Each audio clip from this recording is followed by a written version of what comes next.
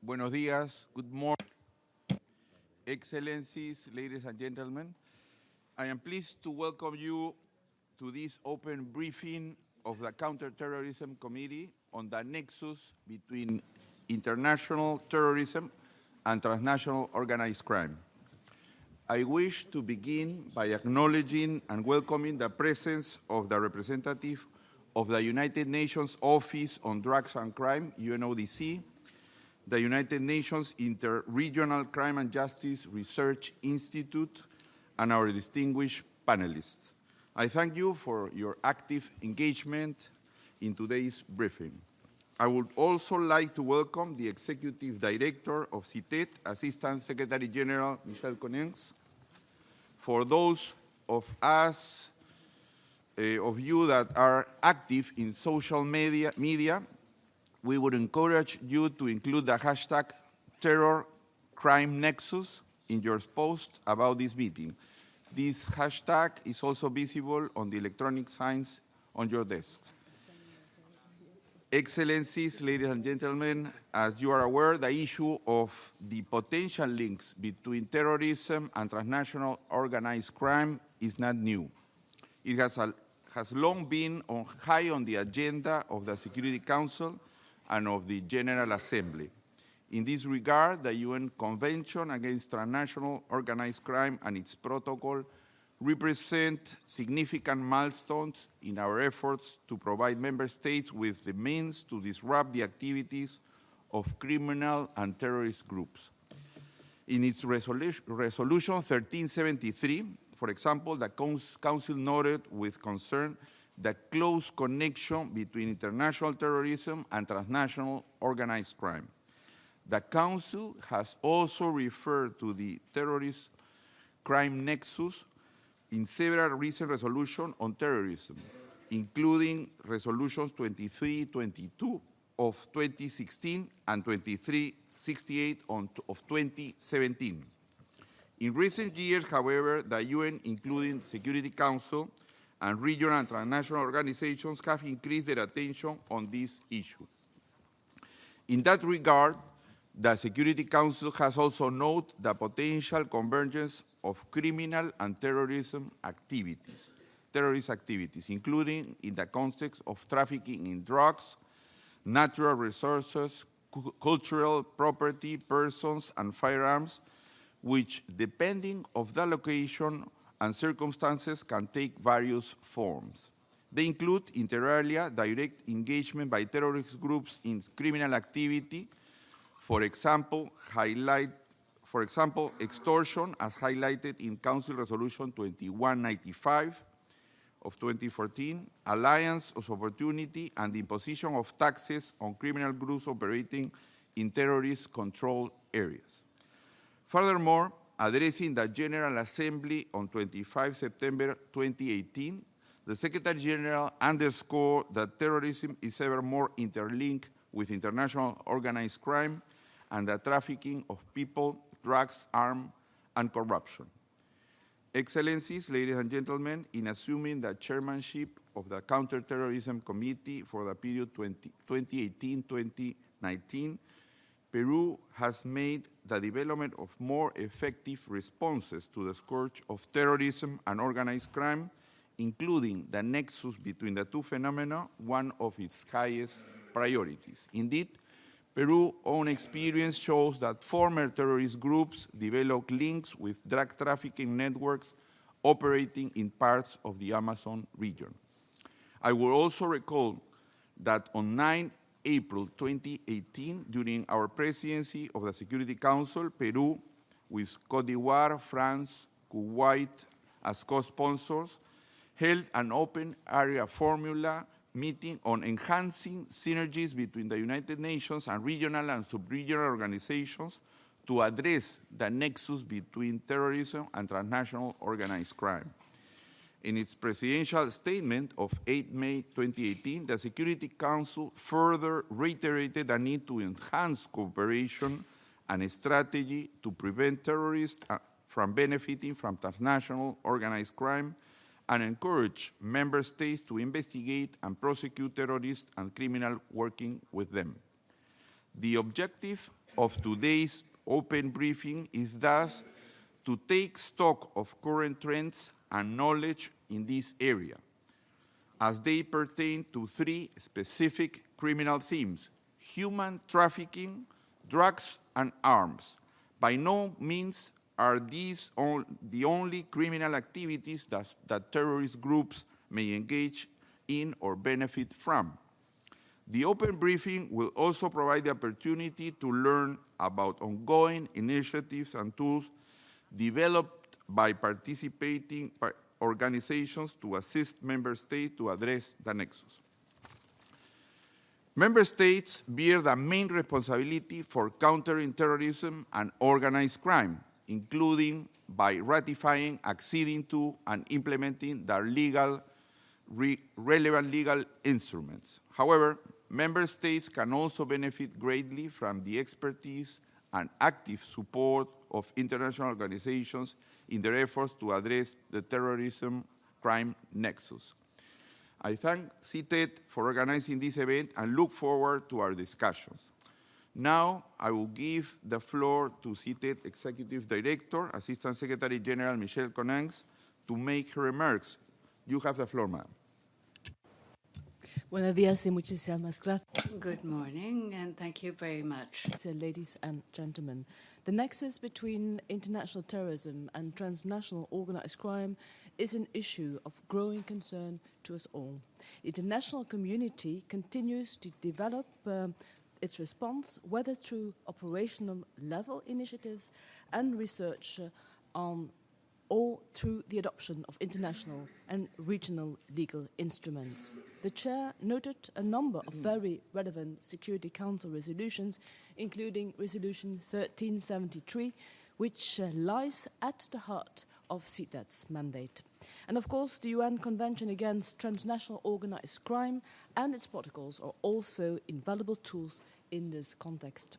However, in our engagement with member states, we continue to observe a significant disconnect between the level of concern expressed by policymakers and the actual level of investigation and prosecution of cases involving both criminal and terrorist groups. Today's open briefing will give us all an opportunity to consider where cooperation between terrorist and criminal groups is likely to occur, as well as possible responses. Terrorist groups may become directly or indirectly involved in illicit trafficking and lucrative criminal activities, including inter alia, illegal trade in natural resources, human smuggling, and trafficking. Organized crime groups may cooperate with terrorists on specific activities or to provide certain services, such as counterfeiting travel documents, procuring arms, or facilitating the relocation of individuals from one country to another.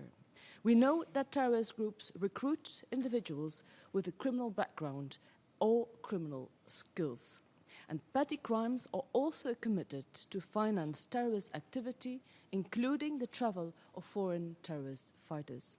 In view of the constantly evolving terrorist threat and the capacity of terrorist groups to rapidly recover from reverses and adapt their tactics and financing methods, there is a need for us all to explore the terror-crime nexus in greater depth. Terrorists and criminal actors share a common interest in exploiting unregulated spaces and weak state institutions. Linkages between terrorist and criminal groups also thrive in situations of conflict and instability. Under the guidance of the committee, CTED has undertaken a number of actions to increase its understanding of the nexus and to identify possible responses. Within the framework of the country assessment visits conducted on behalf of the CTC, CTED engages with host states concerning their perception of the nexus, any identified and investigative links between terrorist and criminal groups, and lessons learned. We have identified a number of good state practices, including the creation of joint investigative units and prosecution authorities to handle both organized crime and terrorism. A significant vulnerability in some visited states is the continued failure to assess the risk posed to certain economic sectors, as well as the informal sector, by tracing the financial flows deriving from their illicit exploitation and by identifying the ways in which they are exploited by terrorists and criminal groups. Aware that the terrorist crime nexus may take different forms, depending on the specific political and/or geographical context, CTED contribute to 3 of the 4 regional workshops held on this topic by the Global Counter-Terrorism Forum in partnership with UNICRI. The workshop outcomes were presented last week here in New York. And later this week, we shall also take part in the first meeting of the Council of Europe working group of experts on terrorism and transnational organized crime. And acting in accordance with Council Security Resolutions 2331 and 2388, we continue to conduct research in the nexus between human trafficking and terrorism. The preliminary findings of our research will be shared with you today. Excellencies, ladies and gentlemen, events such as today's open briefing provide us with opportunities to reaffirm our joint commitment to fight terrorism and all forms of support for terrorist groups and individuals. We must together continue to identify new terrorist trends, more effectively map the linkages between terrorists and criminal groups, and continue to collect and share good national practices. I wish to pay tribute to the very good work of UNODC and UNICRI on this issue, and we are particularly pleased to have been able to organize today's open briefing in close cooperation with both organizations. CTED remains fully committed to support member states under the guidance of the committee and in cooperation with its United Nations and international and regional partners in the effort to effectively address the terror crime nexus. I do thank you and wish you a very fruitful discussion. I thank Madame Coninsx for her remarks, and now I am honored to open today's meeting with briefings on the nexus between international terrorism and transnational organized crime, general insights and possible responses. For that, I invite Ms. Laura Adal, Senior Analyst at the Global Initiative. You have the floor. Thank you. Good morning, ladies and gentlemen. It's a pleasure to be here this morning. My name is Laura Adal, and I'm a Senior Analyst at the Global Initiative Against Transnational Organized Crime. And before I delve in, I'd just like to give you a brief overview of our organization. The GI is a global network of multidisciplinary professionals who are working to counter the many facets of transnational crime. We're headquartered in Geneva with a dedicated secretariat of about 35 full-time staff. We were founded in 2013 as an effort to find innovative and integrated responses to the challenges of organized crime and to mitigate its impact. And as I said, I'm very happy to share with you some of our thinking on the crime-terror nexus, because I think this briefing could not come at a more important time, particularly when the global community is increasingly recognizing the intersection of criminal markets and networks with terrorist groups and their activities, especially in areas of violent and protracted conflicts.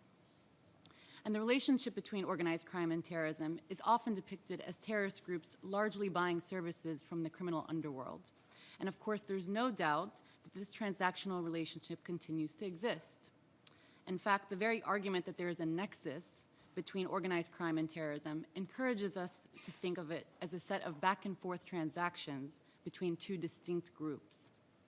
And although both sides of the nexus are plagued with definitional challenges, we can at least draw some firm lines on what is traditionally thought of as terrorist and criminal groups. When we talk about terrorism, very often we refer to groups where there's an ideological underpinning in their operations. We refer to premeditated acts of violence perpetuated for political, religious, and/or ideological ends in order to inflict harm, intimidate, and coerce to further their ideals. On the other side, the only ideology attributed to criminal groups is that of profit. In other words, it's a business, albeit a business that may use violence and the threat of violence to achieve their aims, not unlike their terrorist counterparts. In reality, these theoretical distinctions are not as clear as they may seem. Dynamics of individual groups are highly localized and contextual. Their makeup depends on available resource flows, the policies of the state in response, as well as changes in the broader prevailing regional and international situations. Each group, both terrorist and criminal, is unique, and therefore so are the relationships between them. Yet both contribute to instability and undermine governance and the rule of law. So keeping these framing definitions in mind, I'd like to offer a few thoughts on the strategic use of violence, which is so critical to the Nexus. It is through the use of violence that these nominally distinct groups display an increasing similarity. Violence, particularly in conflict-ridden areas, directly contributes to the blurring of the lines between groups seeking financial and material benefits and those primarily driven by political motives. You could say that the alliances may change when it best suits them. So when looking at terrorism in the broadest sense, we can generalize by saying that terrorist groups use violence in two ways. And the way they choose depends in large part to the strength of the state in which they act. So what are these two ways? Well, the first often garners the most international attention. Terrorist groups may carry out highly symbolic acts of violence that seek to raise awareness to their ideology. They'll bomb highly visible targets, seeking mass casualties of the innocent. The second is a culmination of an array of violent acts that seek to control the areas in which they operate and to secure the resources, financial or otherwise, needed to continue to carry out their operations. And this is what we call acts of violent governance. In other words, carrying out illicit activities just like their criminal counterparts in order to fund their operations. And so by now we all know how easy it is to carry out a terrorist attack in an increasingly globalized world. Terrorist groups are able to outsource their ideologies and their so-called army through technology at a relatively low cost. But that said, terrorism still costs money. And so terrorist groups will tax or adopt almost any form of revenue-producing activity, including illicit activity, where the opportunity presents itself and where the group's capacity permits. And so this brings me back to the issue of violence and how it's largely dependent on the role of the state. So I would like to put forward a thesis. The first strategic use of violence, that is, the symbolic acts of violence, occurs in places where state governance is strong. Because the state is in control, the terrorist group cannot dominate it. So it sends a symbolic exertion of their identity as a reminder that they exist and as a challenge to the prevailing order. Alternatively, the second use of violence, the so-called acts of violent governance, is used primarily to control and to secure resources. Terrorists and criminal groups alike tax both illicit and illicit activities under the threat of violence. This occurs in areas where there's often conflict and the erosion and or absence of state structures. This type of strategic use of violence is meant more for local messaging and is directly linked to economic accumulation. And on this point, I'd like to emphasize how terrorist groups fund themselves and exert control of the territories in which they operate is becoming increasingly diversified. Illegal exploitation and taxation of gold, oil, and other natural resources in particular are overtaking traditional threat finance sectors, such as kidnapping for ransom and drug trafficking. And it's here I'd like to take a moment and mention the World Atlas of Illicit Flows, which is a new report compiled by Interpol, RIPTO, a Norwegian UN Collaborating Center, and the Global Initiative. The report provides the first consolidated global overview of the significance of these illicit flows in conflicts worldwide and speaks directly to this issue. So the Atlas identifies illicit exploitation of natural and environmental resources such as gold, minerals, oil, charcoal, and wildlife as the single largest overall category of threat finance to conflicts today. It's estimated a 38% share of illicit flows to armed groups in conflict. When income from these natural resources are combined with their illicit taxation and extortion at 26%, the figure becomes as high as 64%. Illegally procured oil, gas, gasoline, and diesel sales alone account for 20% of the income of non-state armed groups in conflict. And this segment was the predominant source of income for the Islamic State in 2014 and 2015. Oil also features as a source of income for rebel groups and organized crime derived from gasoline and diesel smuggling in parts of Latin America, Libya, and Nigeria. And I should take a moment to note that in the absence of these highly lucrative natural resources, we find that these groups may revert back to or turn to the taxing of more traditional markets and activities. We find this to be the case with Al-Qaeda in Libya, where human smuggling is so widespread, and Boko Haram and ISIS, who are known to tax businesses of the everyday life. Again, these groups will take advantage of any revenue-producing activity available. And I'd like to give you one more example of Al-Shabaab, which has been officially identified as both a terrorist organization as well as an organized criminal group, which makes an estimated $20 million a year, where half is from the illicit charcoal trade and the rest on taxation. Al-Shabaab collects information on businesses in areas under its power and levies a variety of taxes and fees, including special collections for humanitarian aid agencies, again reinforced by the threat of violence. In lieu of government rule in this area, this group uses these collections to provide services to the communities in order to gain legitimacy and continue its operations unchecked. They effectively step into a de facto governance role. So stepping back a bit, I think it would be wrong to say that these two forms of violence are not linked. Of course, the profits of violent taxation in areas of weak governance can be used to fund the acts of symbolic violence in places of strength. And that's why we see serious conflict triggering acts of terrorism in Europe, or warlords in the periphery of Somalia striking targets in the nation's capital. So the trends that have enabled this convergence are unlikely to be reversed. Globalization, which facilitates communication, travel, surveillance, and information access, the increased number of weak or fragile states, the widespread availability of arms, and the growing proportion of people feeling marginalized suggests that if we were to respond strategically to the crime-terror nexus, we need to move away from a transactions-based understanding of the interactions between these two groups.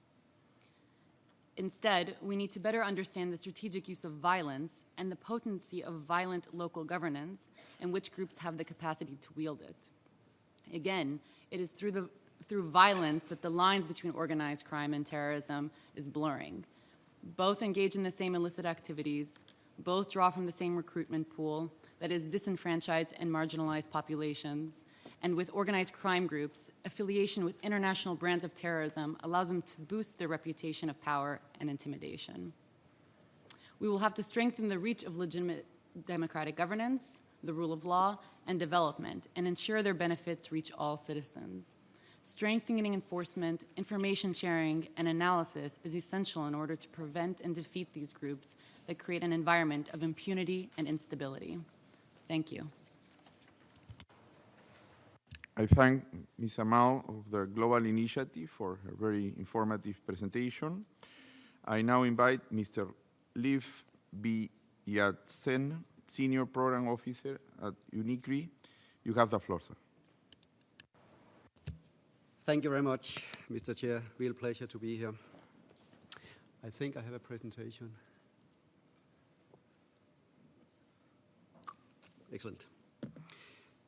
Thanks a lot. Thank you very much for giving me this opportunity to present UNICRI's work on the issue of the nexus between terrorism and transnational organized crime. As you probably are aware, as mandated, the United Nations Interregional Crime and Justice Research Institute, UNICRI, is conducting research, training, field activities within the fields of crime prevention and control.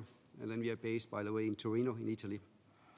Within our work to counter terrorism, and as part of the Counter-Terrorism Implementation Task Force, CTITF, UNICRI has been quite an active partner and contributed to the implementation of coordinated and coherent efforts across the United Nations system to prevent and counter violent extremism.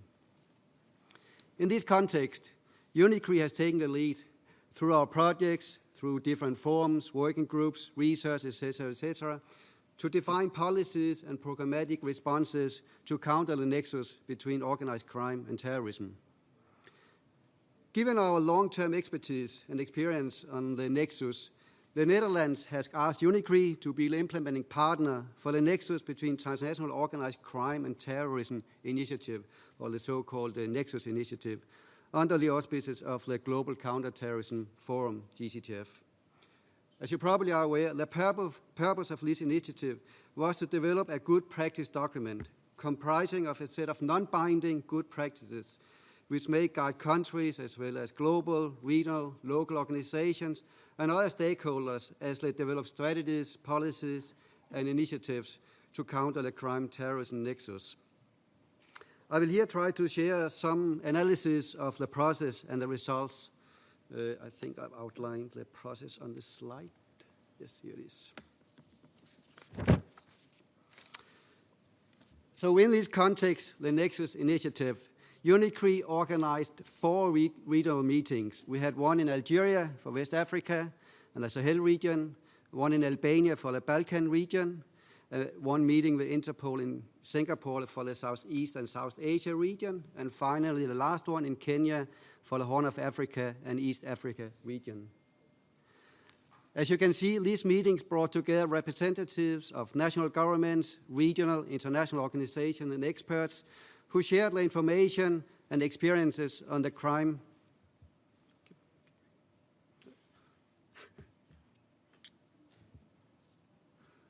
Oh.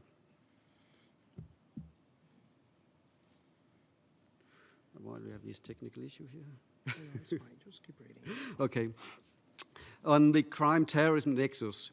The focus was, as you can see up there, on the legal consideration, research and crime sharing, local engagement, and capacity building and law enforcement.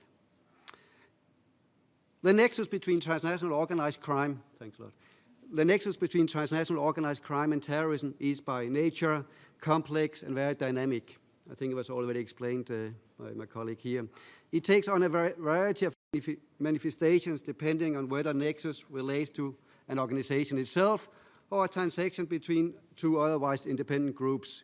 My colleague later on will elaborate further on this. And this dynamic was also discussed during the 4 meetings. As you can see on the slide, the outcome of the discussion, the good practice document, is, as I already mentioned, divided into 4 main sections. The section covers the priority areas where urgent action could or should be taken right away. The sections are related to legal consideration, research information sharing, local engagement, and capacity building and law enforcement. We identified 25 different good practices. Allow me to highlight what we as UNICRI see as the main considerations and recommendations.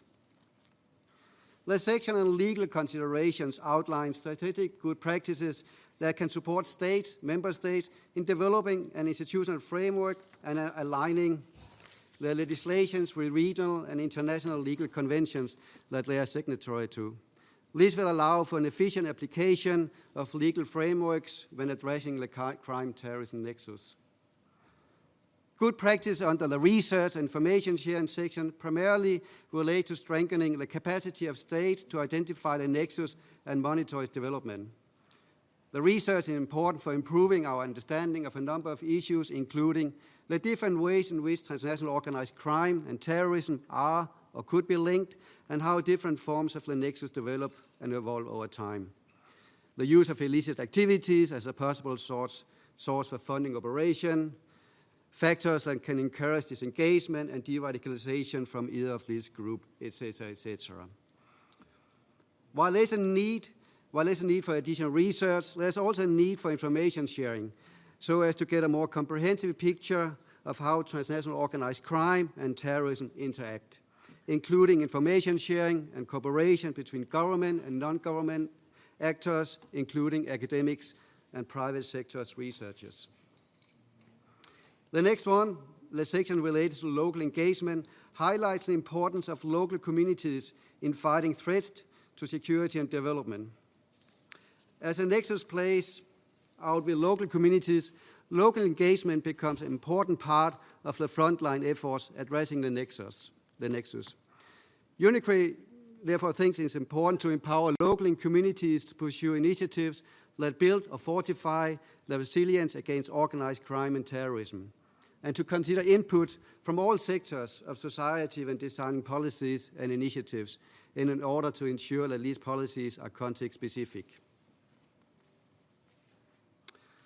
There is no doubt that local communities are valuable sources of information.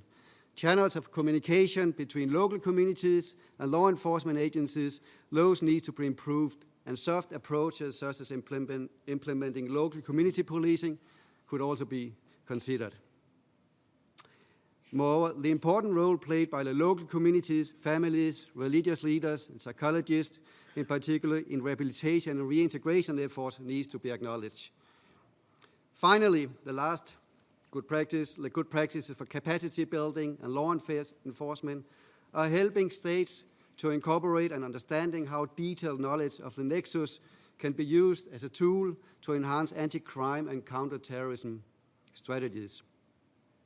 We recommend increasing the capacities of practitioners to identify and report the links through the training and the creation of networks for sharing relevant information.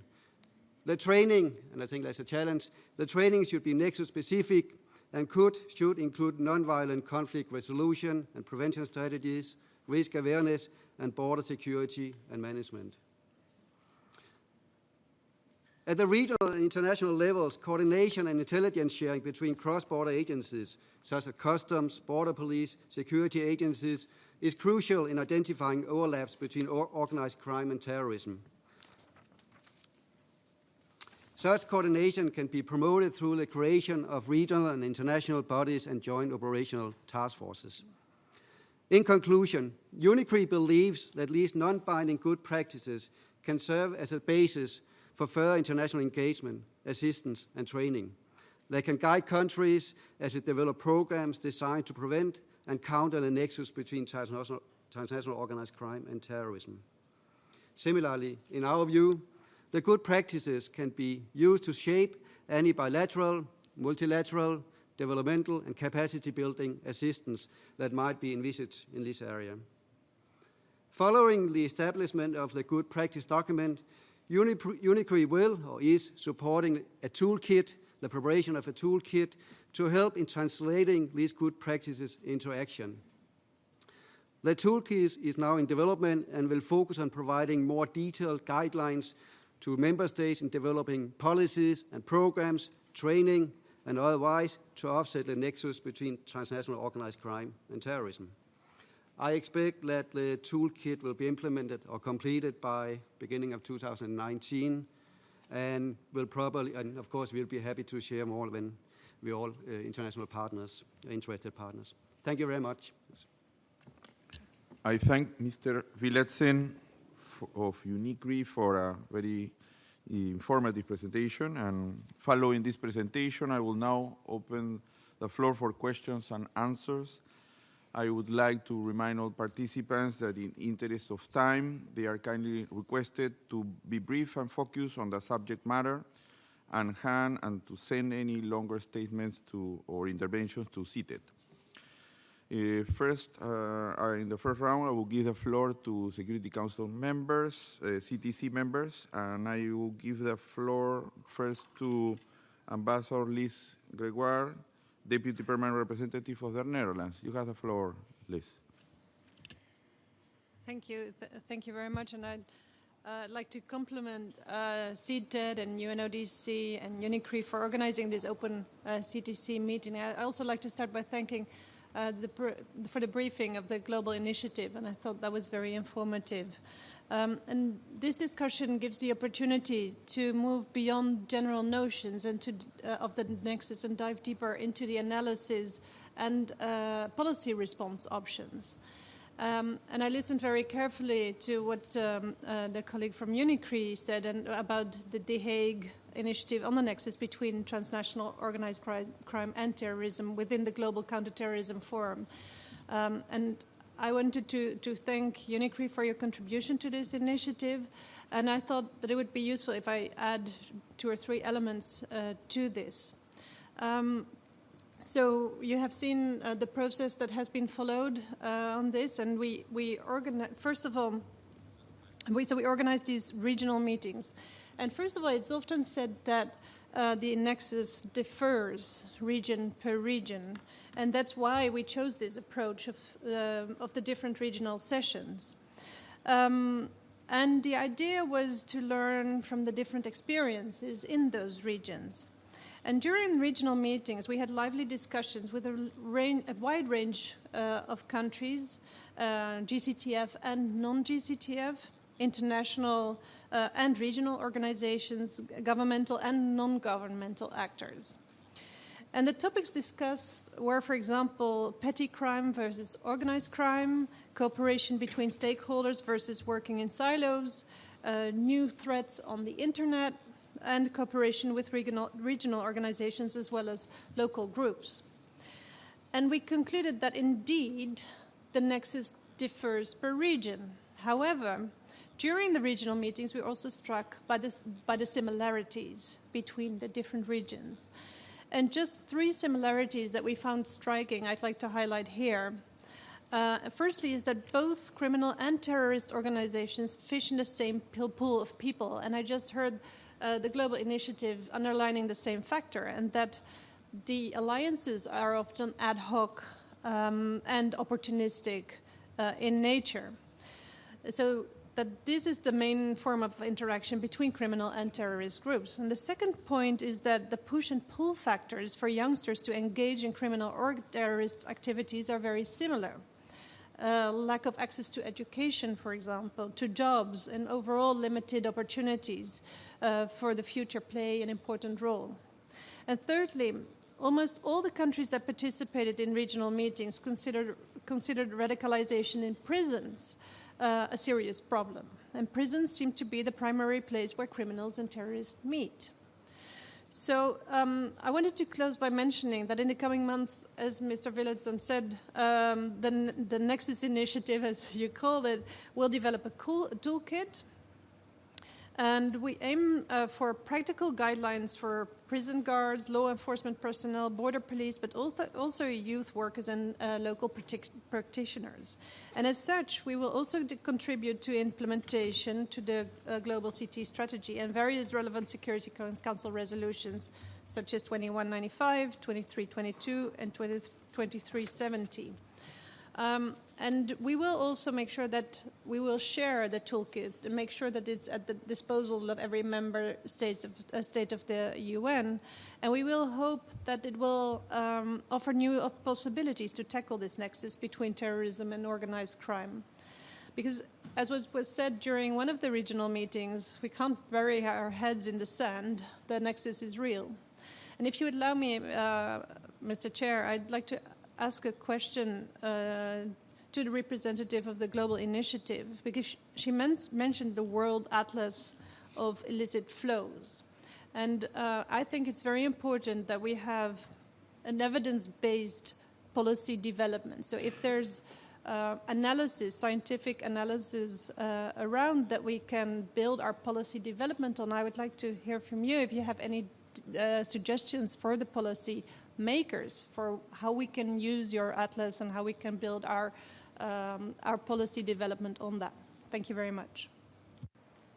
I thank the distinguished Deputy Permanent Representative of the NERA for her intervention, and now I give the floor to representative of the United States. You have the floor now. Thank you to Assistant Secretary General Coninsx and her team for organizing this meeting. I wanted to take note today that today is Columbus Day. In 1492, one journey changed the trajectory of our world, and today we recognize that spirit of Christopher Columbus and his legacy and the inspiration that it has had. We also celebrate that spirit of exploration that has become the hallmark of America. We'd also like to take a moment to welcome the academic speakers today and their very relevant and important contributions to the policy discussions that we have. We agree that terrorists and criminal groups interact in several ways, including by coexisting in the same territory, to developing ad hoc alliances based on a common interest, to cooperating and merging as entities. The suggestion that the main form of interaction is the ad hoc, opportunistic alliance is important. It appears to limit the role of shared ideologies among actors and emphasizes the role of criminal relationships of convenience, as Ms. Adel had stated in her statement. We are particularly concerned and believe that this research is an important step in shedding light on the nexus between terrorism and organized crime, and look forward to the UN and others expanding on this effort to include in-depth analysis of how these groups use extortion and exploitation of natural resources to finance their operation. The question that I'd like to present to Unique is, what is the timeline for the development of the toolkit? And as many member states have information on the transnational criminal networks, will there be such consultations and a way forward on that? Thank you. I thank the delegate of the United States, and I give the floor to the delegate of the United Kingdom. You have the floor, ma'am. Thank you, Chair, and good morning to everybody. I'd like to begin by thanking the organizers for this very rich briefing here today.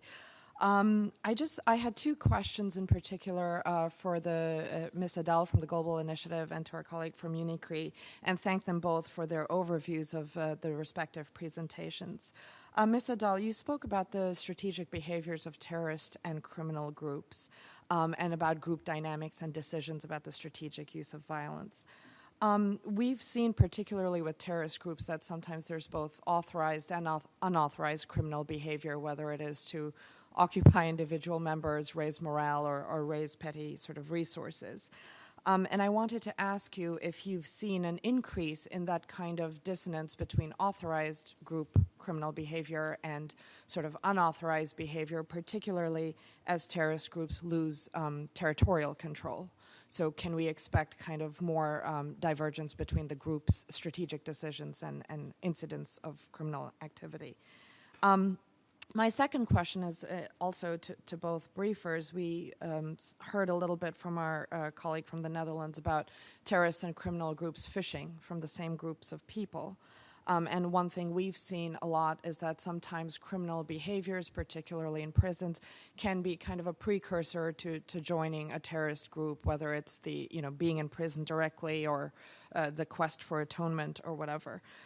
So I wondered if you've seen changes in dynamics from criminals in prisons or external settings being more prone or less prone to join terrorist groups, again, particularly as we're looking at groups losing territorial control in some parts and taking advantage of ungoverned spaces in others.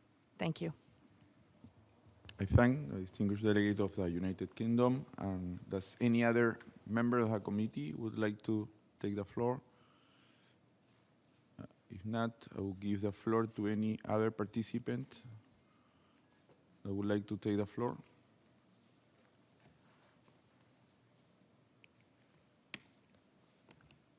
There are no other requests for the floor, so I will give the floor to our panelists to answer the questions. I think there was a question about the timeline. Okay, you have the floor, sir. Okay, thank you. Regarding the timeline, I think you asked about the timeline. Yes, the timeline for the development of the. Where do I actually have it? Let me see if I can find it myself. Huh? Yeah, not for the toolkit, but I just have the timeline in front of me somewhere. Okay. We are currently, as I mentioned, translating the good practices into the toolkit. It's a bit of a longer process, I will still say. We started basically 3-4 months ago, and I guess it will continue until end of this year, where I guess we have a relatively, let's say, the first draft of the, toolkit / training programs in place. It's not only focusing on training programs, it's a broader than that, and one of my colleagues later on will also elaborate further on the toolkit. It will also include the recommendation for research, etc., etc. But of course, the main focus will probably be the training programs, the policy, the training programs. I think beginning of next year, we will probably have a relatively strong draft in place. I would say the first quarter of 2019 at least, we should have it. And I'm looking at my colleagues who are working on it as well. In terms of the consultation process, of course, it is a product of the consultation process that in many ways took place, of course, in the four different regions, where it was to a certain degree endorsed by many of the participants, whether it was member states or regional or national experts. Whether we will have another round of consultation, it is a discussion that I know that we already had. I think we still need to discuss how we could do it in practice, but I think there could be some possibilities for that actually during the next month or beginning of next year, most likely, I guess. Thank you, Mr. Billesen.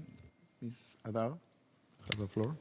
Sure. So to just answer the question about the World Atlas, this atlas identifies more than 1,000 routes used for smuggling drugs and unnatural resources, as well as human trafficking. It provides the first consolidated overview of these illicit flows and their significance in conflict-ridden areas. And I think where it can be used is basically as a foundation for further development of actionable intelligence. So to use it as a base platform, and then through consultations and meetings for more information sharing and intelligence enhancing, capacity enhancing efforts. And then as far as the question with regards to the strategic use of behaviors for unauthorized behaviors, as I said in my presentation, we are definitely seeing more of that. Groups are basically changing alliances. They're very malleable structures. Whenever it suits them to act in so-called in a criminal way versus a terrorist way, it's depending, again, on several factors, the resources that are available to them, the state's response. If the space is ungoverned, then they'll definitely adjust their behaviors according to their environments. So. Thank you very much. I now would like to thank all the participants and particularly our briefers and panelists for their presentations and interventions were very useful, and I see no more requests for the floor, so I thank very much, and I will invite the following panel for the first session called The Nexus Between Human Trafficking and Terrorism. So thank you again.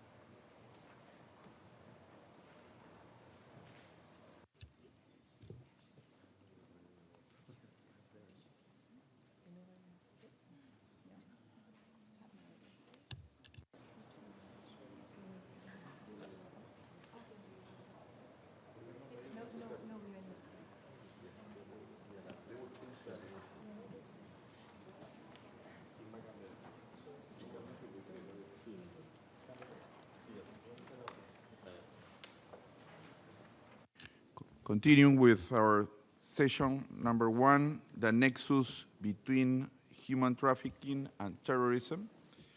I am now honored to open this first substantive session.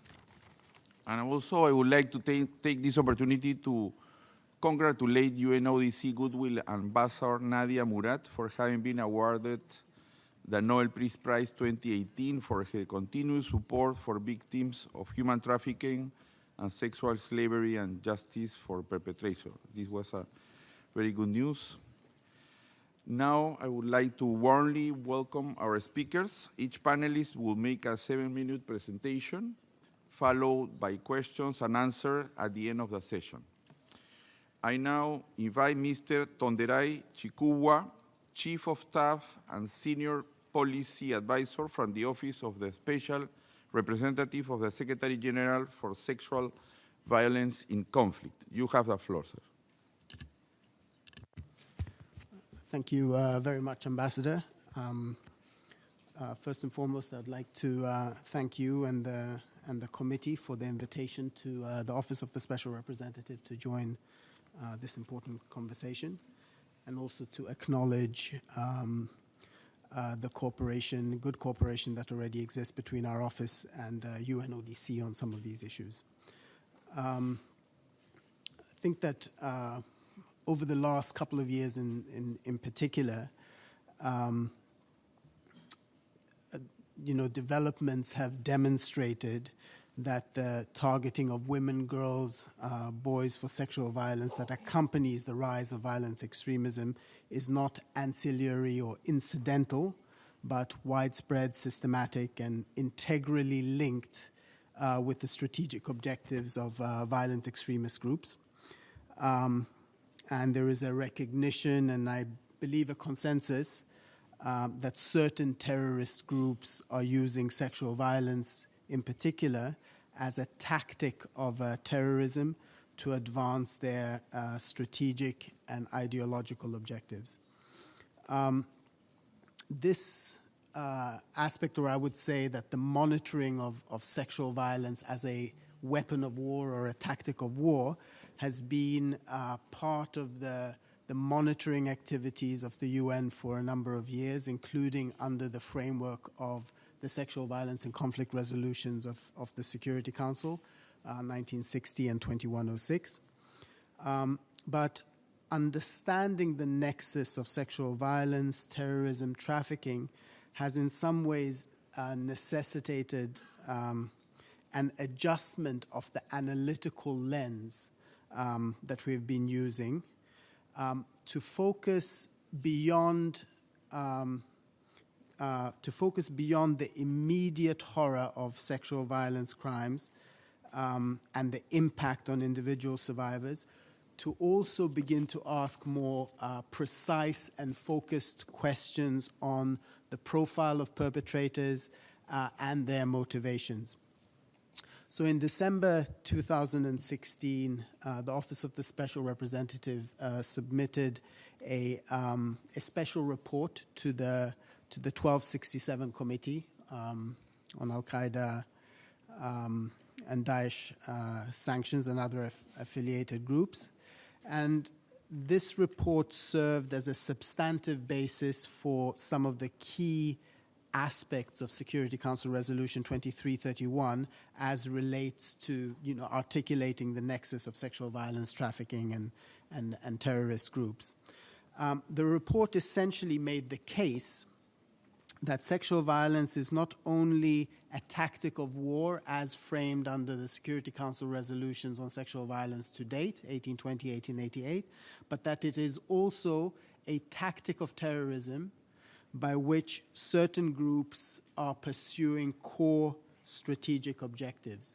And some of the objectives that somehow were laid out are certainly the issue of using sexual violence as a way to displace populations from important strategic zones, gaining information through interrogation, terrorizing, using sexual violence to terrorize and intimidate in order to impose an ideology or establish social norms and social structure, and even the issue, as we witnessed in some information from Yemen, where some of these groups are paying as much as $2,000 or $3,000 to communities and to families in order to marry fighters to young girls in communities.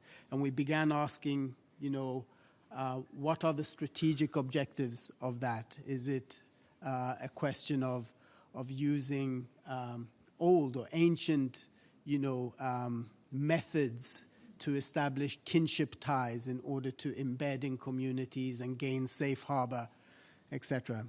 But in addition to these elements, we focused a lot also on the issue of sexual violence as a driver for recruitment, and one cannot underestimate how important the promise of marriage or sexual access or sexual slaves has been to as a motivator for recruitment often of young men who may not have the social status or are marginalized and may not have the social status or economic means to be married. This is a factor not only in the recruitment drive of Daesh, but Boko Haram, Al-Shabaab. And we focused also on the issue of financing and how the sale and trade and trafficking of women and girls should be seen as an integral aspect of the discussion on the financing of terrorism. We focused, of course, and this report to the 1267 committee mentioned and focused on the open slave markets in Raqqa and presented and looked at some of the price lists. The fatwa, so-called fatwa issued by al-Baghdadi, which regulates sexual slavery, how to transfer, how to purchase, and how to transfer slaves and how to sex slaves and how to keep them. And it really led to an irrefutable argument that sexual violence, far from being incidental or only opportunistic, is strategic, systematic, and institutionalized. But we also looked at and were able to access in some of the investigations the online platforms and the online forums that Daesh was using, online souks, as it were, marketplaces, on programs, technological platforms such as Telegram, encrypted platforms such as Telegram. And when one looked at the chat chains, 12-year-old girl, this one is beautiful, speaks some Arabic, very good in bed, $10,000 is a bargain price, my brothers. You will be able to resell her for much more than this. This is some of the kind of chat history in the kind of the sales streams. You begin realizing that when you look at the financing from the perspective of the personal economies of individuals, that it's a different optic. I mentioned this because we had some conversations with the committee and committee members who were saying, well, it's not that it's not of a concern, but if you have the sale of a woman for $5,000 or $10,000 or $25,000 or $20, the prices varied dramatically. How can that be compared to the multi-billion-dollar sales of oils, antiquities, or arms sales? And the argument that we were making was that, well, indeed, it is the big-ticket items that we're discussing in terms of financing of terrorism, the sale of oil, etc., that's funding the groups. That may be the salary of $300 that a fighter receives and the weapons that fighter carries. But think about the implication of that individual who may earn that amount from as a member of Al-Qaeda or Daesh. Think about the implications on their personal economy of being able to effect a sale of a young girl or a woman for $15,000 and to make such a transaction 3 or 4 times during the course of the year, because the testimonies of the survivors were that some of them were sold as much as or transferred as many times as 20 times in 1.5 years of captivity or 2 years of captivity. And so it's not, the argument really that we were making is that it's not the average fighter that has access to a barrel of oil and can sell that on the open market, but every single one has access to the civilian population and can monetize a system of sexual slavery, trade and trafficking of women and girls. And so this segues into 1 or 2 recommendations or considerations with which I will end, which is that unless we relocate the gender considerations of the protection of women and girls including from sexual violence, unless we relocate that to the center of our thinking around global counterterrorism strategies, relocate gender considerations from the peripheral or the collateral considerations that they are now, then we are missing a big point. The fact that these crimes are part of the ideology and very much part of the strategies of the groups that we are trying to affect. So relocating these issues to the center of the counterterrorism debate, ensuring that they are reflected explicitly in global, national, regional counterterrorism strategies is a key consideration for us moving forward.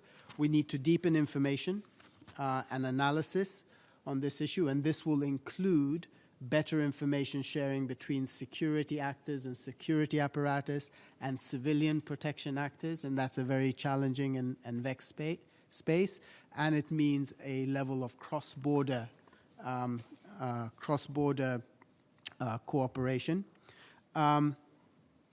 We have to focus on accountability and justice as a key aspect of deterrence and prevention, and that includes and should be focused in terms of national accountability processes. It's a very stark fact that in Iraq, with the systematic use of sexual violence by Daesh, not a single ISIL combatant has been charged and tried for sexual violence, because it's easier under the law to charge these individuals under the terrorism legislation, where the threshold is to prove affiliation and then a death sentence is passed on.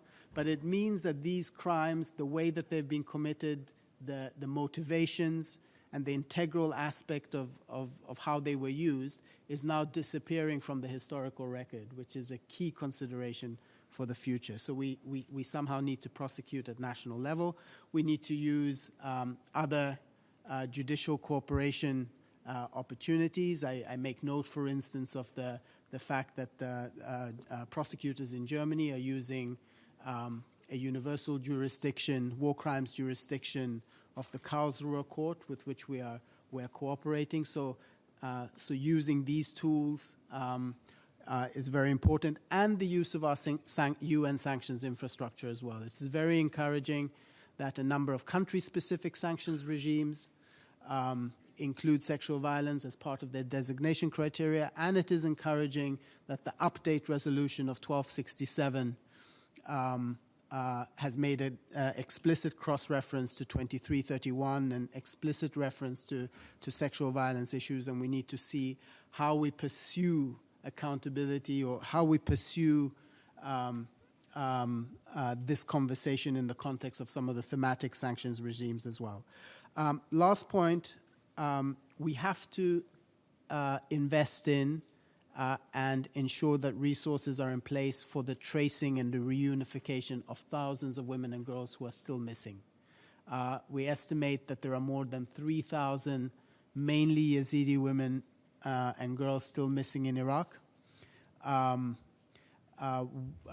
of the information strands that we have make us believe that they are not only in Syria, trafficked to Syria, but further afield to Afghanistan, Libya, into the Middle East. So the tracing and the reunification of these women and girls is an extremely complex issue, and it has to be a central consideration in terms of our strategies, in terms of our counterterrorism strategies, and in terms of our funding strategies. And related to this, we also need to make sure that the services are in place, resources are in place for the services, for the psychosocial healing of survivors once they are identified. And very important as an aspect of our counterterrorism strategies, survivors of sexual violence at the hands of extremist groups have to be seen as survivors, as victims of terrorism, which often they aren't under legislation. So they do not have access to the reparations or other funding that may be available for victims of terrorism. And on the contrary, these women and girls are often seen not as victims, but seen as valuable intelligence assets or seen as affiliates. Very painful stories in Nigeria with the return and isolation of girls held captive by Boko Haram.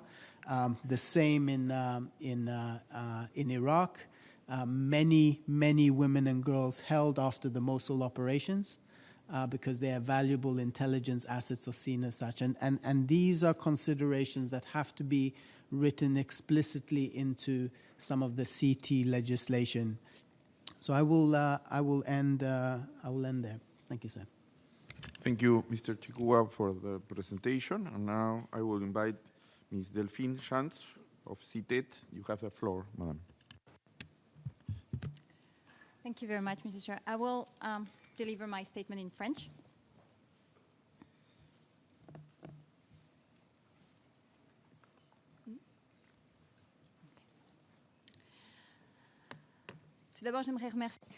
I would like to thank my colleague Tondelai for having brought up the issue of sexual violence against women as a terrorist tactic.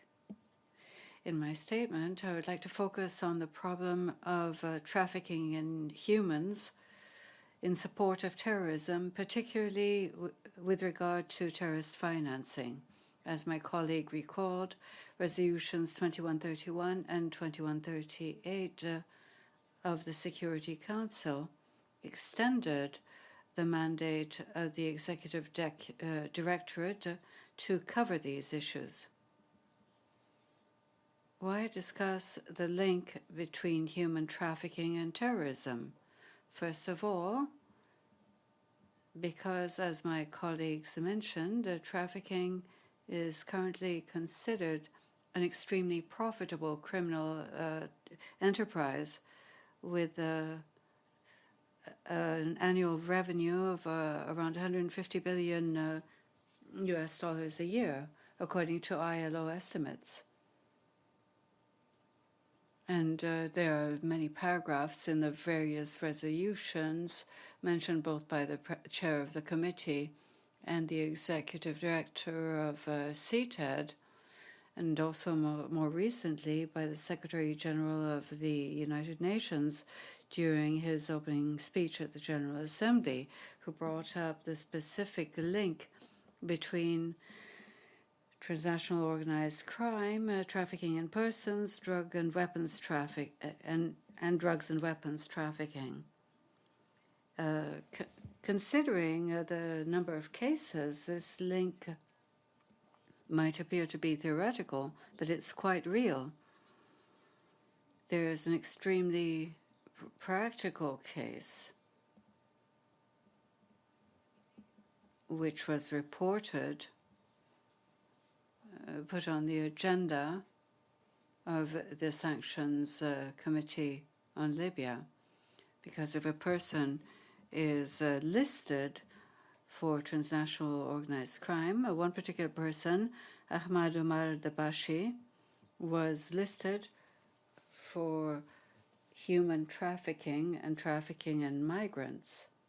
He and his clan, his militia, have specific links with Daesh in the region, and several members of Daesh appear to have joined this particular militia, particularly the Caliph of Sabrata in the west of Tripoli. It was the first time that an individual on a sanctions was listed by a sanctions committee because of human trafficking and links to terrorist organizations. This is encouraging, and we'll see what possibilities there are for countries to propose the listing of individuals because of these activities.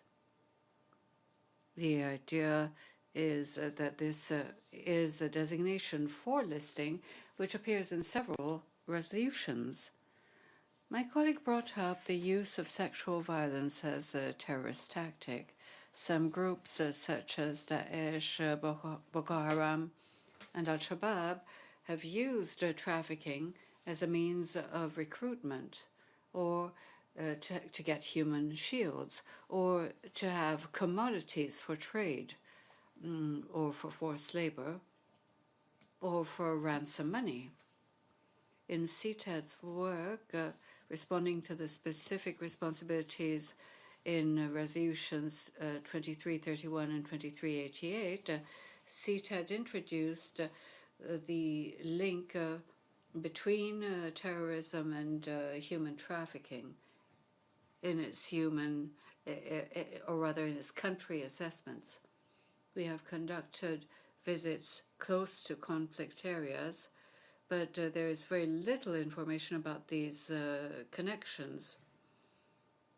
Reports were limited except for a few cases of trafficking, supporting, or conducted by terrorist groups on which are designated at a national level. There appears to be a silo between the services working against human trafficking and those engaged in counter-terrorism, countering money laundering, or terrorist financing. This is why we've asked during our visits to have the representatives of both services included in our meetings. This will benefit both our and their discussions, because they will better understand the possibility of seeing the links, especially financing from trafficking, on the basis of information gathered from the victims. Furthermore, this year CTED joined the ICAT, currently coordinated by the UNODC, and we hail UNODC's involvement in this program. It is responsible for drafting the Secretary General's report on the issues of human trafficking and the implementation of the Security Council resolutions 2331 and 2388. This report will be published at the end of the year, and a lot of contributions have been made to it. Last June, it was decided to draw up a specific report of the FATF in response to the provisions of Resolution 2331. They had conducted a specific analysis of trafficking-related activities, with particular stress on money laundering of the profits from human trafficking, because they were not able to gather specific cases from regional FATF members or from the FATF network itself. This is why, with the generous support of the Netherlands and Qatar, CTED decided to study this in greater depth. We hope that we will be able to publish the results of this study at the end of next month. This is a study of the links between trafficking and terrorism, and it's based on existing literature, interviews with national and international experts from the sanctions committees, and the results of a survey sent to all member countries. We've received 45 answers to the survey, and it's on the threat level, measures taken, and trafficking as support to terrorism,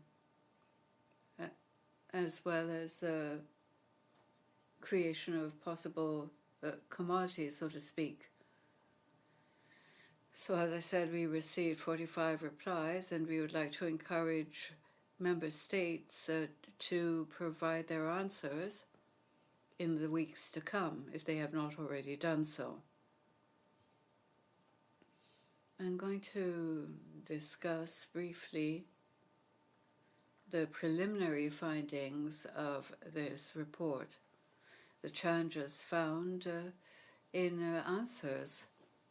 First, there is a confusion, an overlap between the various phenomena, human trafficking and trafficking in migrants. There are difficulties when it comes to the jurisdiction the people involved. It's not necessarily the same people who are responsible for monitoring these cases. My colleague Tundra explained this very precisely. The issue of ransom, capture for ransom, is very difficult in some areas. The families of victims are not prepared to get the authorities involved because very often, according to money laundering and counter-terrorism laws, paying a ransom can be understood as financing terrorism. That's why it's difficult to gather evidence. Also, we have problems in getting information in conflict areas. This is a significant problem when it comes to prosecuting the actions of foreign terrorist fighters in areas in conflict. It also creates difficulties when it comes to gathering information on human trafficking. This is also mentioned by my colleague. Most of the countries that replied said that terrorist groups, particularly Daesh in Syria and Iraq, continue to conduct human trafficking and sexual violence in conflict areas. There are still a number of people reported missing, particularly in Iraq. The latest report of the monitoring team under resolutions 1267, 1989, and 2253 mentioned in its latest report the kidnapping of 111 schoolgirls from Dapchi in the northeast of Nigeria by Boko Haram. This happened in February of this year. It continues to be a major problem for the international community and for some countries in particular which are affected by this conflict. Some questionnaires mentioned the cases of women who were forced to work and whose salaries were diverted to Al-Shabaab, among other terrorist groups.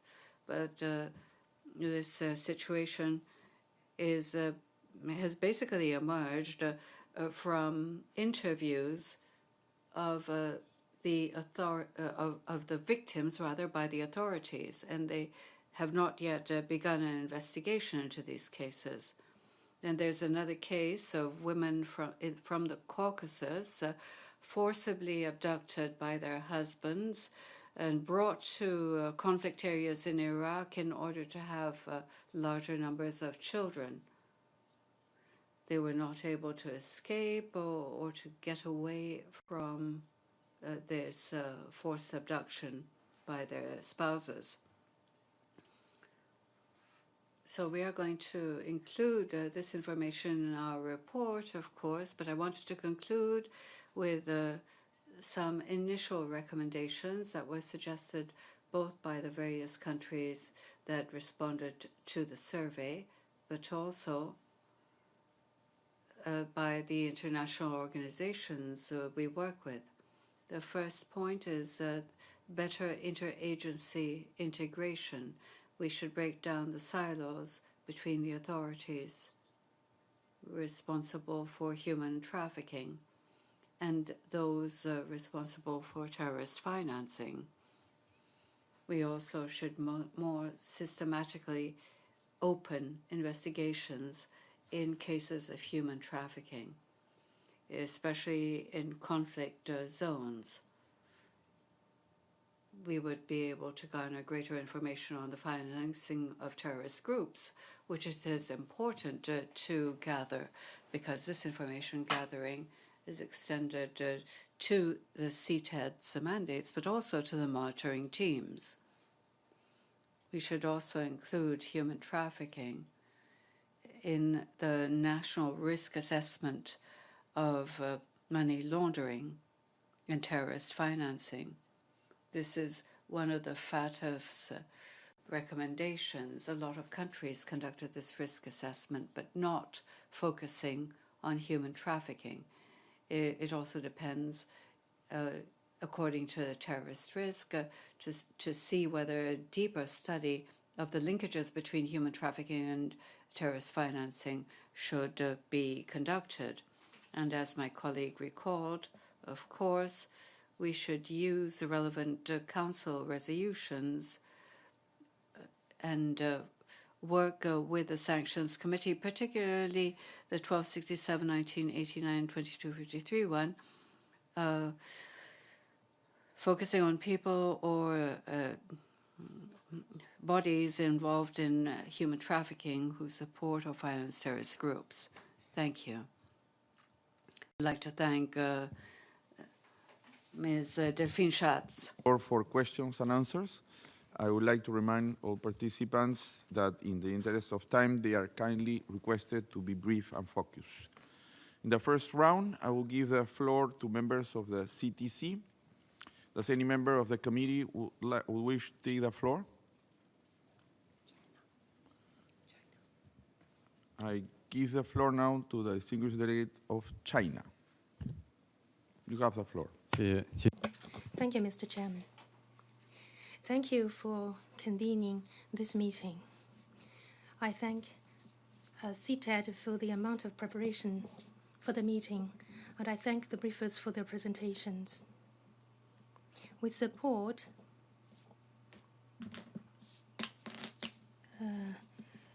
the in-depth consideration and discussion of the item of nexus between international terrorism and transnational organized crimes. Many problems are transnational. Therefore, we need an integrated response. Our principle is that the nexus between fighting terrorism and the international organized crime should be based on international law, relevant UN resolution, and on domestic law. At the same time, it's necessary to strengthen international cooperation. Specifically, the nexus between terrorism and organized crimes have specific regional nature, and these groups will, on account of the specificities of the region they are in, to take actions. For example, in North Africa, the smuggling of persons in Libya is a serious threat. Relevant resolutions have been adopted by the Council, and the sanctions meted out. We support this approach.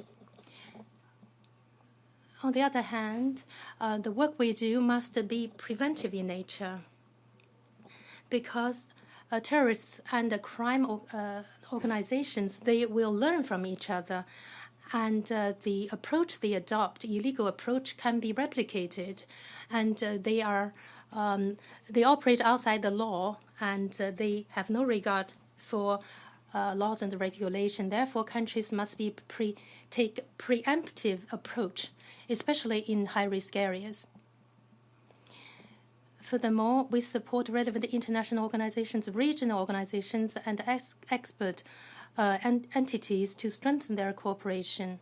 This is very necessary in our opinion. With regard to smuggling of human smuggling, I have a question for the briefers,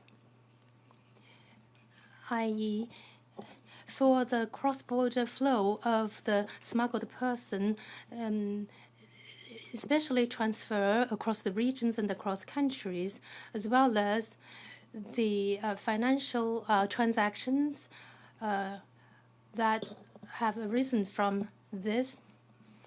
In theory, we believe that this is something that is not hard to detect, because we think they will leave a trail in their business, in their transactions. For example, the trails of human movement, the prints they left in financial institutions, those are not hard to detect. Therefore, we'd like to ask why the situation is still so serious. And also, I'd like to know how countries can work together to address this challenge. Thank you. I thank the distinguished delegate of China, and I now give the floor to the delegate of the United States. You have the floor. Thank you. The United States uses a whole-of-government approach to combat human trafficking in the United States, including through robust coordination among departments and agencies responsible for criminal enforcement, labor enforcement, victim outreach services, public awareness, and education. We also ensure that those entities involved in U.S. trade policy, international development and programs, immigration, intelligence, and federal, state, and local diplomacy are involved in this process. The whole-of-government approach allows us to leverage resources and amplify results by incorporating the private sector, tribal entities, civil society, survivors and their advocacy groups, religious communities, and academia. Partnerships remain a critical component of our most recent CT strategy, released on October 4th. The United States also supports a range of programs around the world to prevent and combat trafficking in persons, including in areas affected by armed conflict. For example, with U.S. support, the International Organization for Migration is working to improve protection services for victims of trafficking in persons and at-risk populations impacted by the crises in Iraq and Syria. The United States has also developed several public and private initiatives to increase public-private information sharing and cooperation. Working closely with FinCEN, the United States Banks Alliance recently launched a toolkit to help financial institutions fight human trafficking by using data and combined anti-money laundering expertise. The Alliance works closely with Treasury's FinCEN and includes leading financial institutions, DHS, which is Department of Homeland Security Investigations, the Manhattan District Attorney's Office, and expert anti-trafficking NGOs, such as Stop the Traffic. We're very pleased to see the human trafficking component reflected today and look forward to seeing CTED's research on this matter. In terms of the presentations, we have one question regarding the first presentation from the Office of Sexual Violence and Conflict.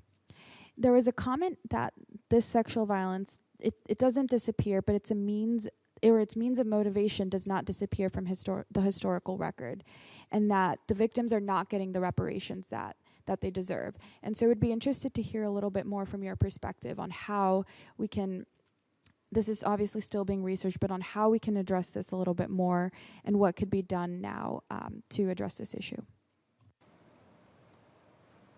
I thank the distinguished delegate of the United States, and I'll give the floor to the delegate of the Netherlands. Thank you very much, Mr. Chair, and I'll be very brief because I'm conscious of the time and also making sure that non-council members can contribute to our discussion. But this is a very important issue to us, especially given the implications, the very personal implications of this human trafficking for the victims. And that's also why we of the Netherlands took the initiative of listing those 6 human traffickers that our colleague of CTED alluded to. And that's also why the Netherlands, and together with France and Côte d'Ivoire and Peru, will be organizing an area formula meeting on the use of sanctions in addressing sexual violence in conflict. And the area meeting will take place on the 22nd of October from 3 to 5 p.m. and will be open to all members of the United Nations. Thank you very much. I thank the distinguished delegate of the Netherlands for the information, and I ask if there is any other member or non-member that would like to intervene. Now the floor is open to any other participant. If you would like to introduce yourself, please give the floor to on the back first. And then, here? Yeah, it's got the green light. I don't see it.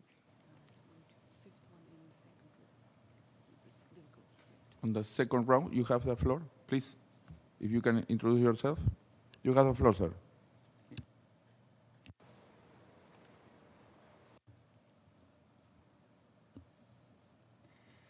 Thank you very much.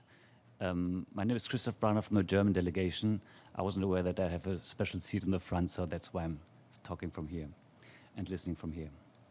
Thank you very much, Mr. Chair, and all the presenters for their very interesting presentations. I think the more concrete we get here in this room on what's happening on the ground, the better.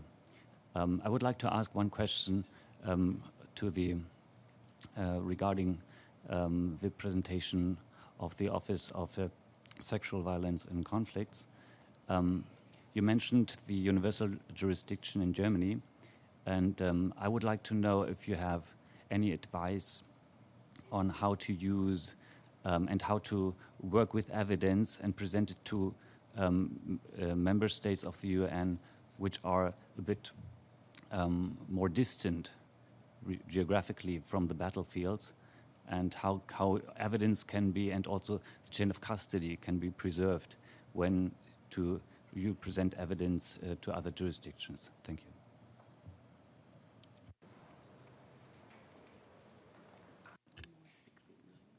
I thank the delegate of Germany. I have one more on my left. Lady, ma'am, you have the floor. Thank you, Mr. Chair. My name is Eleanor van Rijssen for the EU delegation.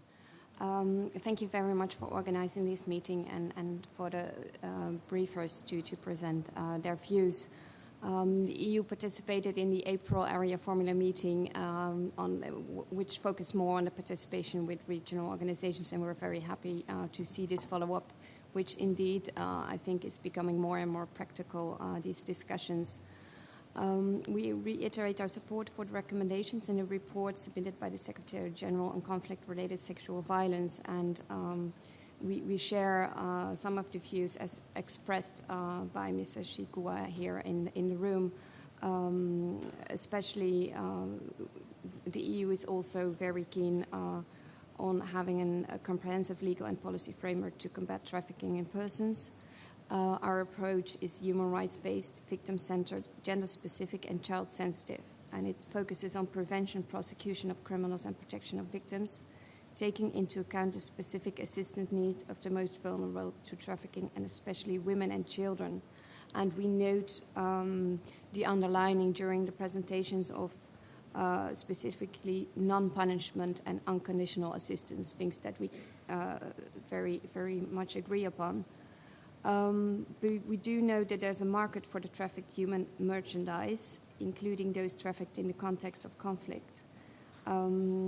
This will need to be investigated, prosecuted, and perpetrators should be convicted to put an end to this impunity. But in this regard, in the thinking of prevention, I was wondering whether the panelists maybe can share some views on what we could do to reduce the demand side of this aspect. Thank you. I thank the delegate of the European Union. I see no more requests for the floor, so I will give the floor to our presenters in order to answer the questions and comments on. First, maybe Mr. Chiguya. Yeah. Mr. Chiguya, please, you have the floor. Thank you very much, Mr. Chair, and thank you for the questions. Maybe in the interest of division of labor, there are a couple of questions that are, I'm sure that our colleagues from UNODC will be able to take up. But to the distinguished delegate of China, I think that what you say is very, very true, that if we put our minds towards it, these crimes leave traces. I do believe that the challenge that we face is connecting the dots to some extent, because in order to trace these crimes and these activities and financial flows across borders, it requires a collaboration and information sharing amongst a very diverse circle of actors and stakeholders, from security actors to business interests and financial interests, and getting these diverse actors to share information, to speak the same language, and at different levels of the international system, from a global level to a very local level. I think that this is one of the key challenges. So connecting the dots is very important, but I do absolutely agree that it's doable if there is a universal commitment and focus on it. And I would say that that in particular, more focus needs to be given to following the money. There are some initiatives. There were some interesting conversations in the last couple of weeks here at the UN, in the UN space, including a conversation hosted by the Permanent Mission of Sweden. But I do believe that following the money trails is very important. We absolutely saw that in some of the preliminary investigations of the transfers of girls and women on the Telegram online platform, and asking the question of, once a sale is concluded, how is that money transferred? How are people transferred? It's a key issue. On the question from the distinguished delegate of the United States, I think, yes, absolutely, it is key that these issues don't disappear from the historical record. But it's not a historical issue. It's an issue of understanding how these groups operate in order to put in place prevention measures into the future. So it's not a historical exercise. It's a very relevant aspect or consideration for our overall CT strategies. And I think that part of the challenge that we face is that our information and our analysis is often shallow, and there needs to be some explicit investment in the monitoring and analysis on these issues, and using that more empirical information base to push these conversations into the global discourse, including the infrastructures and the conversations here. It's interesting, for instance, that the 1267 committee received the special report of the special representative, used it as a basis essentially for reflecting these issues. The Council used this for a basis for reflecting these issues in an update resolution of 1267, but to my knowledge there has not yet been a briefing to the committee on these considerations, and I think that the concept note speaks to that as a possible follow-up, and I couldn't encourage that more. On the question from the distinguished delegate of Germany, I don't think that there is a clear and answer to these technical issues, the challenges of prosecuting such complex cases. Certainly, as an office, we are focusing on this, but we don't have ready-made answers for it. But I do think that what the conclusion that we have come to so far is that more space needs to be created for conversations between interested actors. So, for instance, it was a very interesting experience to connect some of the prosecutors in Germany who are pursuing cases against Daesh individuals who may not be in custody in Germany, but on the basis of information of mainly Yazidi women and girls who have received asylum in Germany. It was very interesting when those prosecutors had conversations with prosecutors in Canada and Sweden, informal conversations to share information about challenges, etc. And I think more space needs to be created for those kind of exchanges and joint problem solving. I think that those are the questions that I... Thank you very much, Mr. Chikuya. I give the floor now to Ms. Shans of CTED. Thank you, Mr. Chair. Yes, indeed, we're all a big family, but I'm working for the Counter-Terrorism Executive Directorate, not UNODC.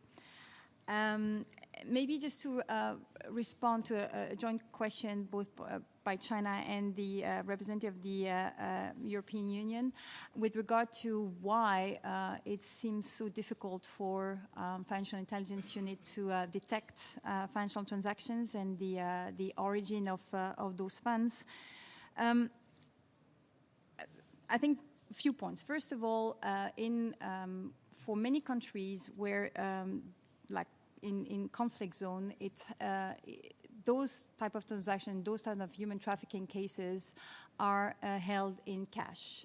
And they're not necessarily financial trades, and they're very limited involvement of financial institutions. We're talking in regions where there is a very low rate of banking rate, and there are few people having bank account, and most of the transactions are actually held either in the informal sector or completely outside the financial sector. And therefore, that makes it very difficult for the financial intelligence unit to be able to detect the origin of those cases, unless at some point, maybe through money changers, there is a possibility of money remitters, there is a possibility to actually being able to convert these funds. Now, there's been a call in Resolution 2131 for financial intelligence units to develop specialized expertise with regard to the links, potential links between human trafficking and terrorist financing. As we've discussed before, those involve very small amount of money and not big amount of money, as opposed to money laundering cases where it's actually more and more the possibility for FIUs to detect those kind of cases, but still not the case with regard to terrorist financing. So what is now being developed is FIUs are being made available some specific indicators of the type of transactions that could raise suspicion that there is some further investigation required with regard to the origin of the money, and making sure that we know who are the persons that have been dealing with those type of transactions. But that requires specific training and specific expertise, which is not necessarily a priority for many of the countries. But again, by insisting again on the necessity of having financial transactions being immediately triggered whenever you have a human trafficking case, this is already a very positive development, and will encourage this expertise to develop over the years, specifically in countries where the capacity is quite low. Thank you. Thank you very much, Ms. Shantz. With this, that brings us to the end of our first session. I would like to thank our panelists and your participation for a very useful discussion. Thank you, and I now will invite our panelists of the second session to the podium.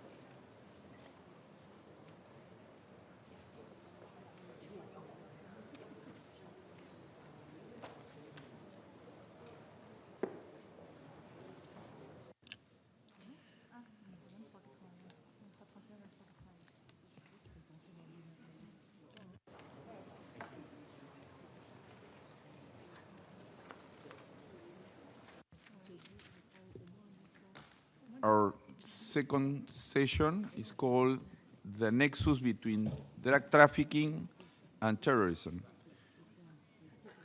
I am now honored to open this substantive session and warmly welcome the speakers. As mentioned earlier, each panelist will make a 7-minute presentation followed by questions and answers.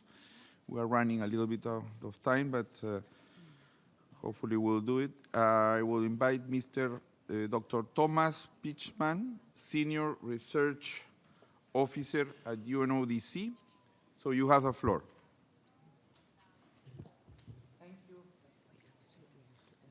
Thank you, ladies and gentlemen, for you to address, I think, this very, very important meeting.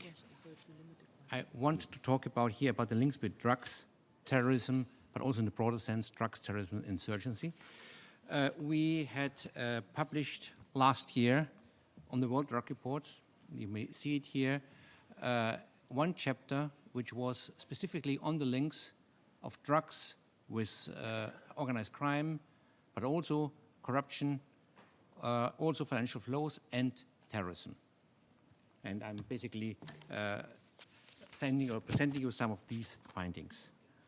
Can you put on the presentation? Thank you.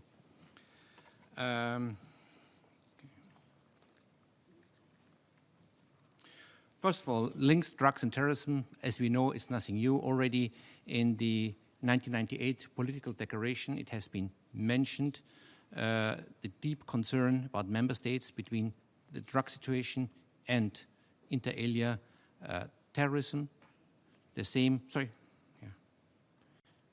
we have from the General Assembly in the outcome document on the world drug situation, the UNGAS from 2016, and again the terrorism, the links of financing terrorism was explicitly mentioned as one of the specific areas of concern. So I'm just saying it's a well-known issue. It's not something which has just come up recently. Now, what is interesting is when we look at the geographic distribution globally between where drug production, drug trafficking is taking place and people being killed from terrorism, we see quite a strong correlation. So we have a lot of people being killed in and around Afghanistan. We had for many years problems in Afghanistan, main opium producing country in the world. We had for many years significant problems in Colombia. We know Colombia is a major cocaine producing country. We had significant problems in some of the provinces in Myanmar where the opium poppy cultivation is taking place. We have problems along the drug trafficking routes, in Turkey, where we know there's involvement of the PKK. We have involvement problems in parts of Mexico, where also drug trafficking and organized criminal groups and insurgency groups or non-state armed groups are working. So we do know this. Again, this is no causal relationship. This is just in the same areas you find terrorism in a broader sense, and you find also drug production, drug trafficking activities. So what is this link? This link is, of course, one element we're discussing here is simply the financing. The financing of terrorism you finance out of the drug business, either by taxing farmers or by taxing the manufacturers of drugs, or by taxing the traffickers of drugs, or by being directly involved in drugs trafficking. So it's quite obvious.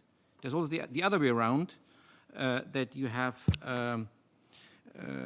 the operations of terrorist insurgent groups actually weaken the rule of law, and as they weaken the rule of law, they actually facilitate production of drugs. So the other way around. And basically what you have in common among all these things is it's particularly strong in areas where you have a weak rule of law. Weak rule of law, you have drug trafficking, drug production, and you have on the other side very often insurgent terrorist activities of non-state armed groups. Now, the most famous, common, well-known example of drugs, terrorism, insurgency, and drug production is Afghanistan. On this map, you see in green where the drug production is taking place, the importance of the drug production, the bubbles, and you see in red where you have control by the Taliban and other insurgent groups. And basically, just by looking at it, you already see quite a clear relationship between these two. In fact, depending on what you understand by control of the area, between 26 and 85% under the opium poppy cultivation is in areas which are controlled by the Taliban in Afghanistan. There also has been a common figure quoted also by us, it's 150 million in tax income from the opiate trade. This was in 2016. And there have been also reports that half of the Taliban's income is generated from drugs. So quite a significant amount of money.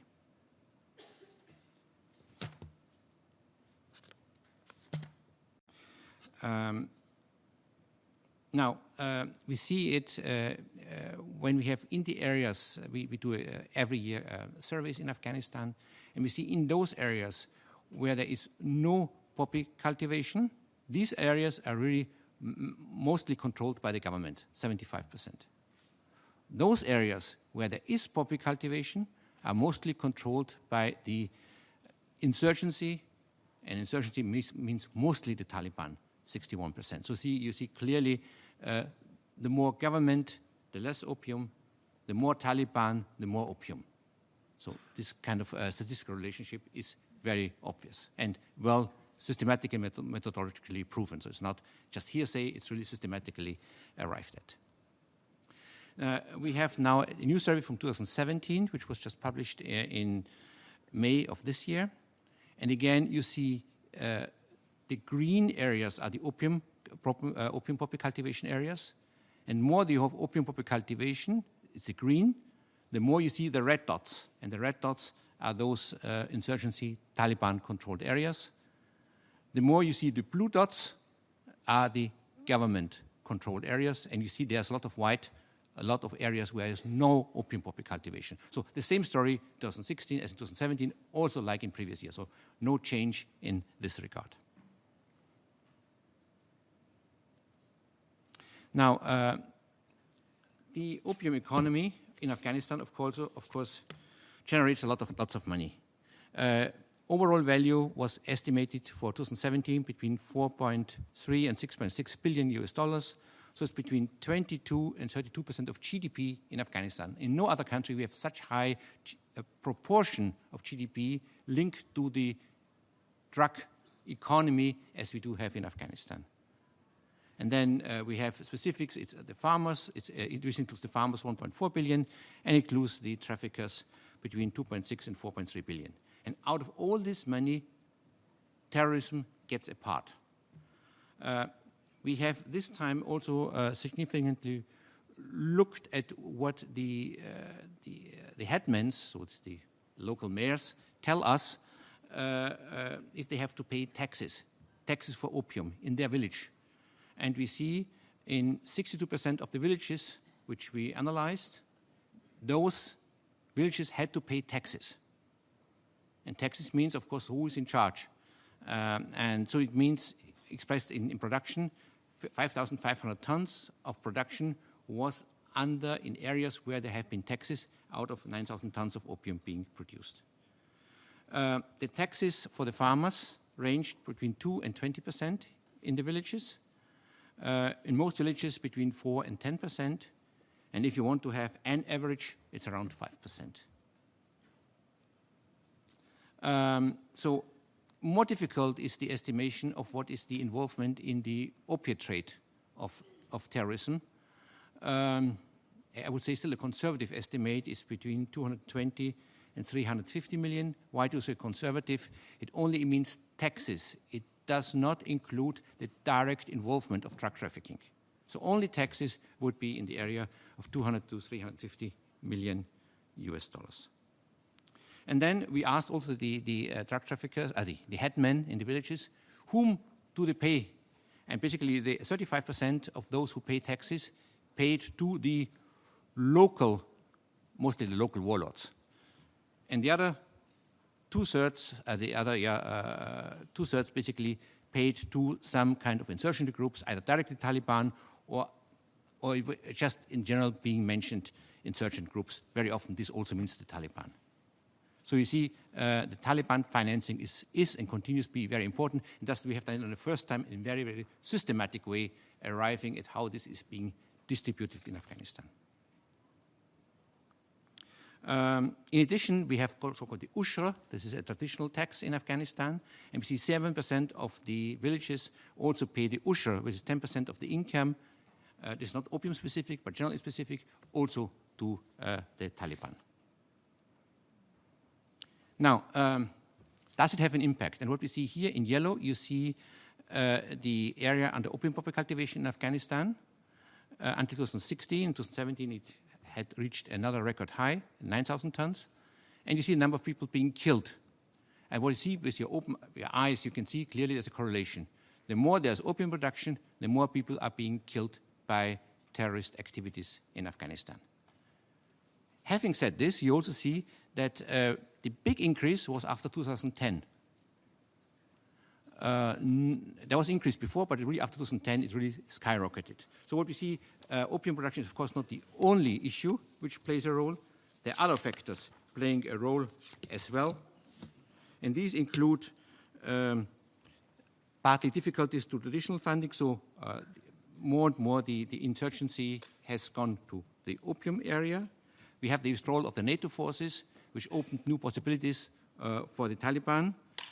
And we have also new areas of financing, so also the involvement in natural resources, particularly in some mining activities also taking place, and thus additional funds for terrorist organized groups, plus the emergence of splinter groups, so parts of the Taliban, which there has been some trial to get involved with the government. So other groups within the groups have tried to say, no, we don't want to have this, and thus activate the terrorist activities. And we also have, of course, people being killed by ISIS in Afghanistan who want to show that they are also there and they're also active and that they can kill as well. Now, another example, Peru. And Peru is a very interesting example. When you look at, first I want to explain what the chart means. The overall blue area means the area under coca cultivation in Peru. So you see a big increase from the 70s until 92, then a strong decline and a rather stable situation thereafter. Then you see in yellow, which is one part of Peru, the Alto Huallaga area, which was the traditional coca producing area.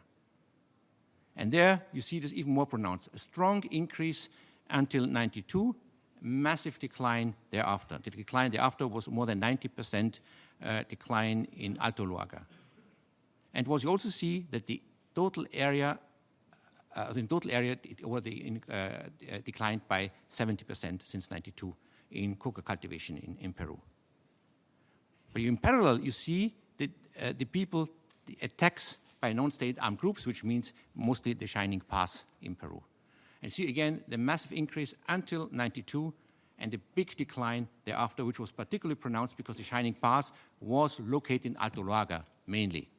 And you see then the very strong correlation, less production in Alto Huallaga meant less financing of the terrorists, of the insurgent armed, non-state armed groups, and by less financing, also less possibilities to be involved in terrorist activities.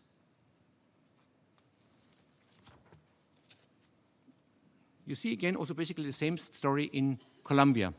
Colombia, there was a decline in coca cultivation between 2000 and 2013 by 70%. And over the same period, the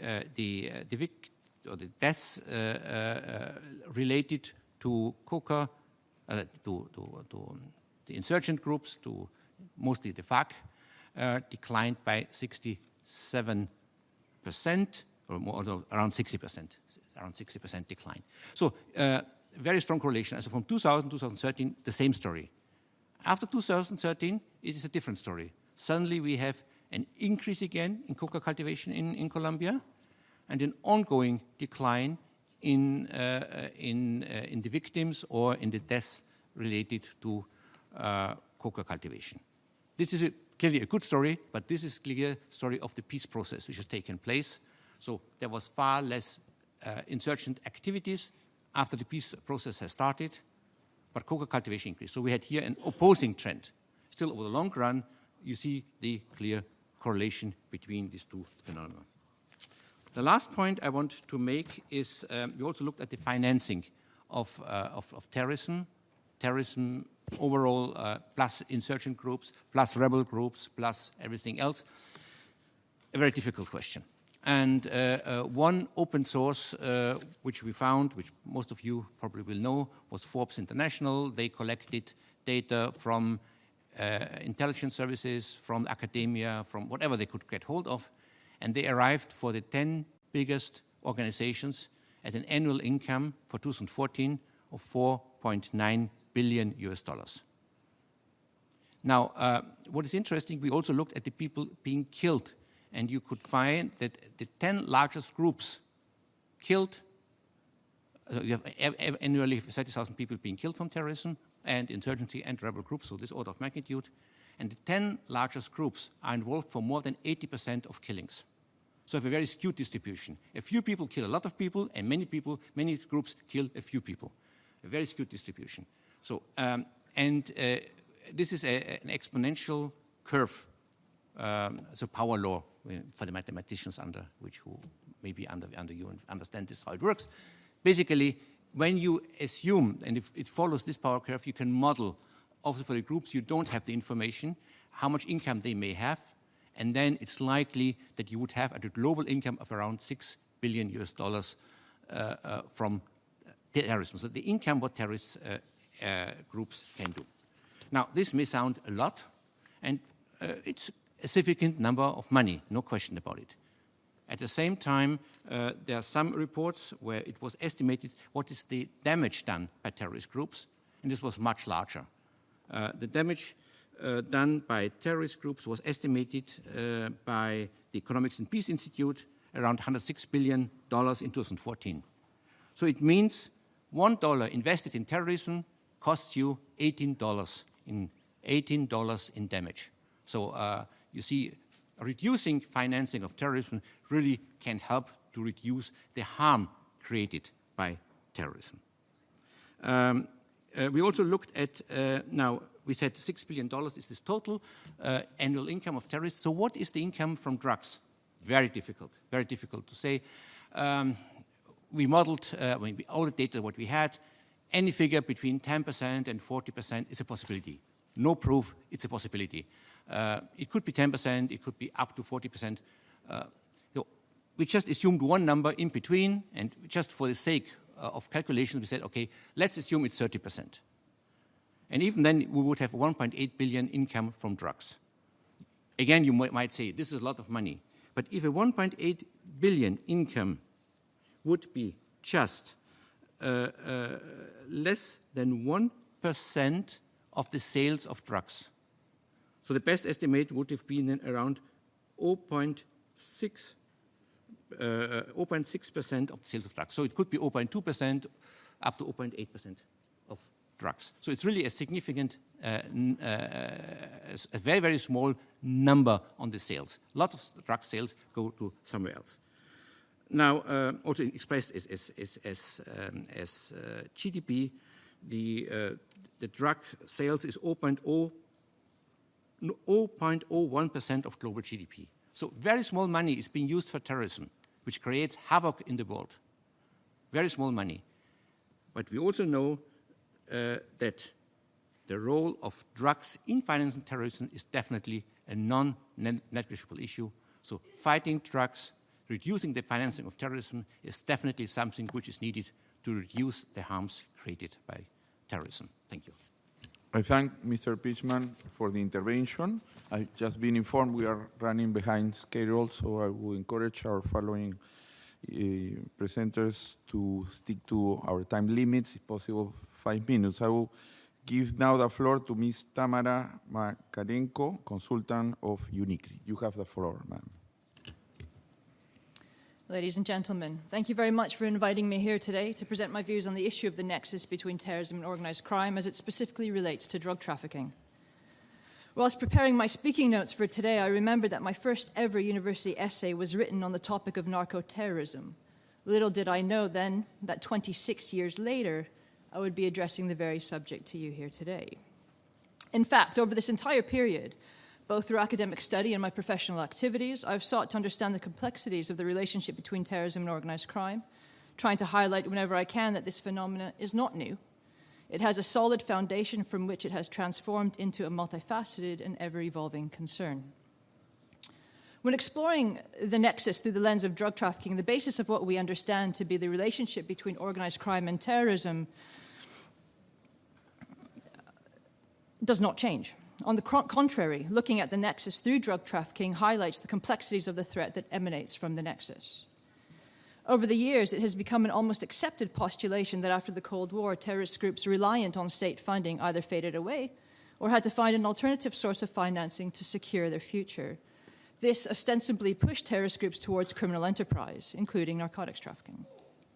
Drugs were seen as lucrative, and through the 1990s provided income to a variety of terrorist groups such as the Tamil Tigers, the Provisional IRA, Al-Qaeda in Islamic Maghreb, and the Taliban. Analytical scrutiny of terrorism's involvement in the drug trade often exclusively focused on the angle of financing, whether that be through taxation of farmers, producers, and traffickers, or eventually via direct control over cultivation and production. In these instances, examples focus on highly unstable environments where terrorist engagement with or involvement in the drug trade was facilitated by instability and a lack of government control over the territory in which drugs emanated. More specifically, the existence of poverty and violence helped drive individuals, often youth, into the realm of both criminal and terrorist groups, sometimes through genuine ideological commitment, but often through simple economic equations of necessity. Academically, we were inundated by case studies of Peru's Sendero Luminoso, the FARC in Colombia, the activities of Hezbollah in the Bekaa Valley, and of militancy in the Golden Triangle and Crescent. Even today, when we discuss terrorism and drug trafficking, the primary example remains that of Afghanistan and the Taliban, arguably because of the overarching environment, but also because of the associated instabilities and insecurity it produces and feeds. However, the ties between terrorism and drug trafficking, as with terrorism and organized crime in general, have evolved rather considerably since the early 2000s. In fact, when we unravel the evolution of the nexus in narcotics, we can isolate notable developments and trends that will continue to shape the nature of the security threats that emanate from both phenomena. First, the drug trade continues to provide a source of strategic financing to larger, and dare I say, more traditional terrorist groups that depend on securing significant financial resources to finance their organizational development and activities. For this type of terrorist groups, such as the Taliban and Boko Haram and previously the FARC and Akim, engagement in the narcotics trade could be viewed as somewhat of a financial lifeline. The operations of groups in the Philippines, such as Abu Sayyaf, and those that have declared allegiance to ISIS have also come to be reliant to a certain degree on drug trafficking, both directly, but it had also been suggested that group militants regularly moonlight as dealers or distributors and consumers themselves. This infers some degree of cooperation with other organized crime groups who oversee, for example, in the Philippines, the crystal meth trade. That these groups continue to benefit from drug trafficking infers some sort of continued instability and weak government control, and as such, drugs in these geographic areas will continue to provide funding to more hierarchically structured terrorist groups. This is not to mention the growing propensity of drug trafficking networks and drug cartels themselves using violence to influence the political establishment in local communities. Examples of Mexico tend to dominate this reverse angle of the nexus between terrorism and drug trafficking. I'm happy to discuss this in questions, but this dimension will not form part of my intervention today. Second, the emerging trend, however, is of a more localized crime-terror, drug-terror nexus. This has particularly been the case in Europe, with drug dealing, amongst other more petty crimes, identified as one of the most common sources of funding for militant Islamist cells plotting attacks on the continent, increasingly throughout the past decade. That the 2004 Madrid train bombings were financed by the leader of a small drug trafficking network was a precursor of things to come. Fast forward to Mohamed Merah's activity circa 2012, the profile of the March 2016 Brussels militant Saleh Abdesalam. In July 2017, the British authorities arrested a man for disseminating propaganda, but when they searched his home, they found crack cocaine. These cases reaffirm an emerging pattern of criminals becoming involved in terrorism, a trend that has also recently been identified by several government and academic analysis. For example, according to relatively recent statistics by the German Federal Police, 66% of foreign fighters had police records prior to traveling. 64% of Netherlands' 319 jihadis were subject to criminal reports. In France, the figure reportedly is 48% of jihadis were known to the police for delinquency. The breakdown in terms of how many of those were involved with drugs in one or another capacity is not entirely known, but the point is made of their engagement with petty crime to some degree. The key takeaway is not that they are criminals, of which involvement in drugs is in some cases ranked quite high, but that their criminality is relevant to their extremism. It can impact how they radicalize into violence and how they operate once they are radicalized. So this is a different twist on this relationship between drug trafficking and terrorism. And I'll highlight it a bit further when I discuss the third point. Essentially, peddling narcotics has given smaller militant Islamist cells financial flexibility. It's given them the ability to travel, i.e. to Syria for training, and has provided the relatively modest financing needed to procure resources to plan an attack, weapons, vehicles, mobile phones, etc. considering that many of the smaller plots have been estimated to cost no more than around €10,000, we can extrapolate that it wouldn't take much to procure this type of funding through localized criminality. Third, involvement in drugs can lead to prison. So it is prison radicalization and recruitment that constitutes the third trend that we're seeing with regards to the nexus in narcotics. We know that certain prisons have acted as incubators for radicalization and thus for recruitment to terrorist cells. This is important for several reasons. Entry to jihadism can offer redemption from a past criminal sin, as well as legitimize further crime. Prisons offer an environment for networking between criminals and terrorists. Criminals develop skills that can be useful for them as extremists, militants, including access to weapons, forged documents, and the psychological familiarity with violence. This essentially has become a typical militant profile. We've seen it throughout Europe and further afield. For example, Islamic State's magazine, Rumiyah, has exalted criminals turned jihadis in obituaries. The obituary of one Abu Mujahid al-Faranzi highlighted his transformation from a criminal to a notably fierce, quote-unquote, gangster, to a man who people feared. And his journey evolved into one of a, quote-unquote, true Muslim who, although engaged in sin, was generous in nature and noble in his manners. As a prolific criminal, even after radicalization, he is said to have amassed money through robbery and selling drugs. Other recent examples include drug trafficker turned jihadist Jeremy Louis Sidney, involved in the Cairns Torcy trial of jihadi plots in 2012, individuals arrested for connections to the 2016 Brussels attack, and Anis Amri of the Berlin Christmas market attack, who also notably dealt in drugs. Interestingly, he contradicted many other stereotypes of a militant Islamist because he was known to take cocaine himself and drink alcohol. Finally, some of the radicalized criminals actually made up a considerable percentage of known foreign fighters who traveled from Europe to Iraq and Syria. In fact, some studies suggest that a disproportionate number of these militants had links to criminality, particularly drugs. The problem emerges on their return.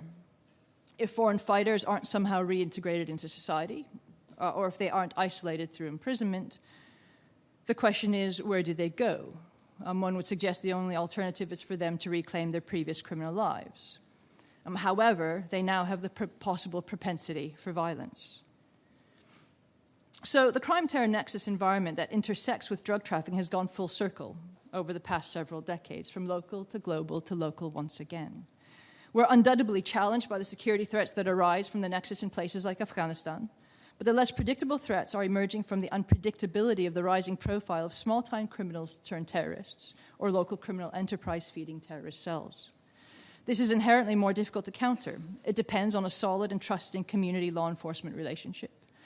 It depends on well-resourced and financed local police forces. Further, it infers that low-level criminality can no longer be the sole domain of local law enforcement, but must also be regarded as a counter-terrorism issue as well. Interestingly, discussions I've had with local European law enforcement have suggested that probing local criminal elements may in fact shed light on broader networks with connections to terrorism. We're navigating a complex security environment where terrorism and organized crime are no longer mutually exclusive, but mutually interdependent and sophisticated enough to learn from the successes and failures of groups and cells before them. This is the challenge we face, and as such, the importance of briefings like this and initiatives like the one being implemented by UNICRI in partnership with the Netherlands under the auspices of the GCTF are long overdue. Understanding the evolving proclivities of the relationship between terrorism and organized crime is a tool that will inevitably help our national authorities and associated international organizations adjust how they engage in counterterrorism and anti-crime initiatives. Arguably, we can only counter a nexus by developing a nexus approach ourselves. Our biggest challenge is therefore to rethink long-held ideas about how concepts like terror, crime, and radicalization have been countered to date. Thank you. I thank Ms.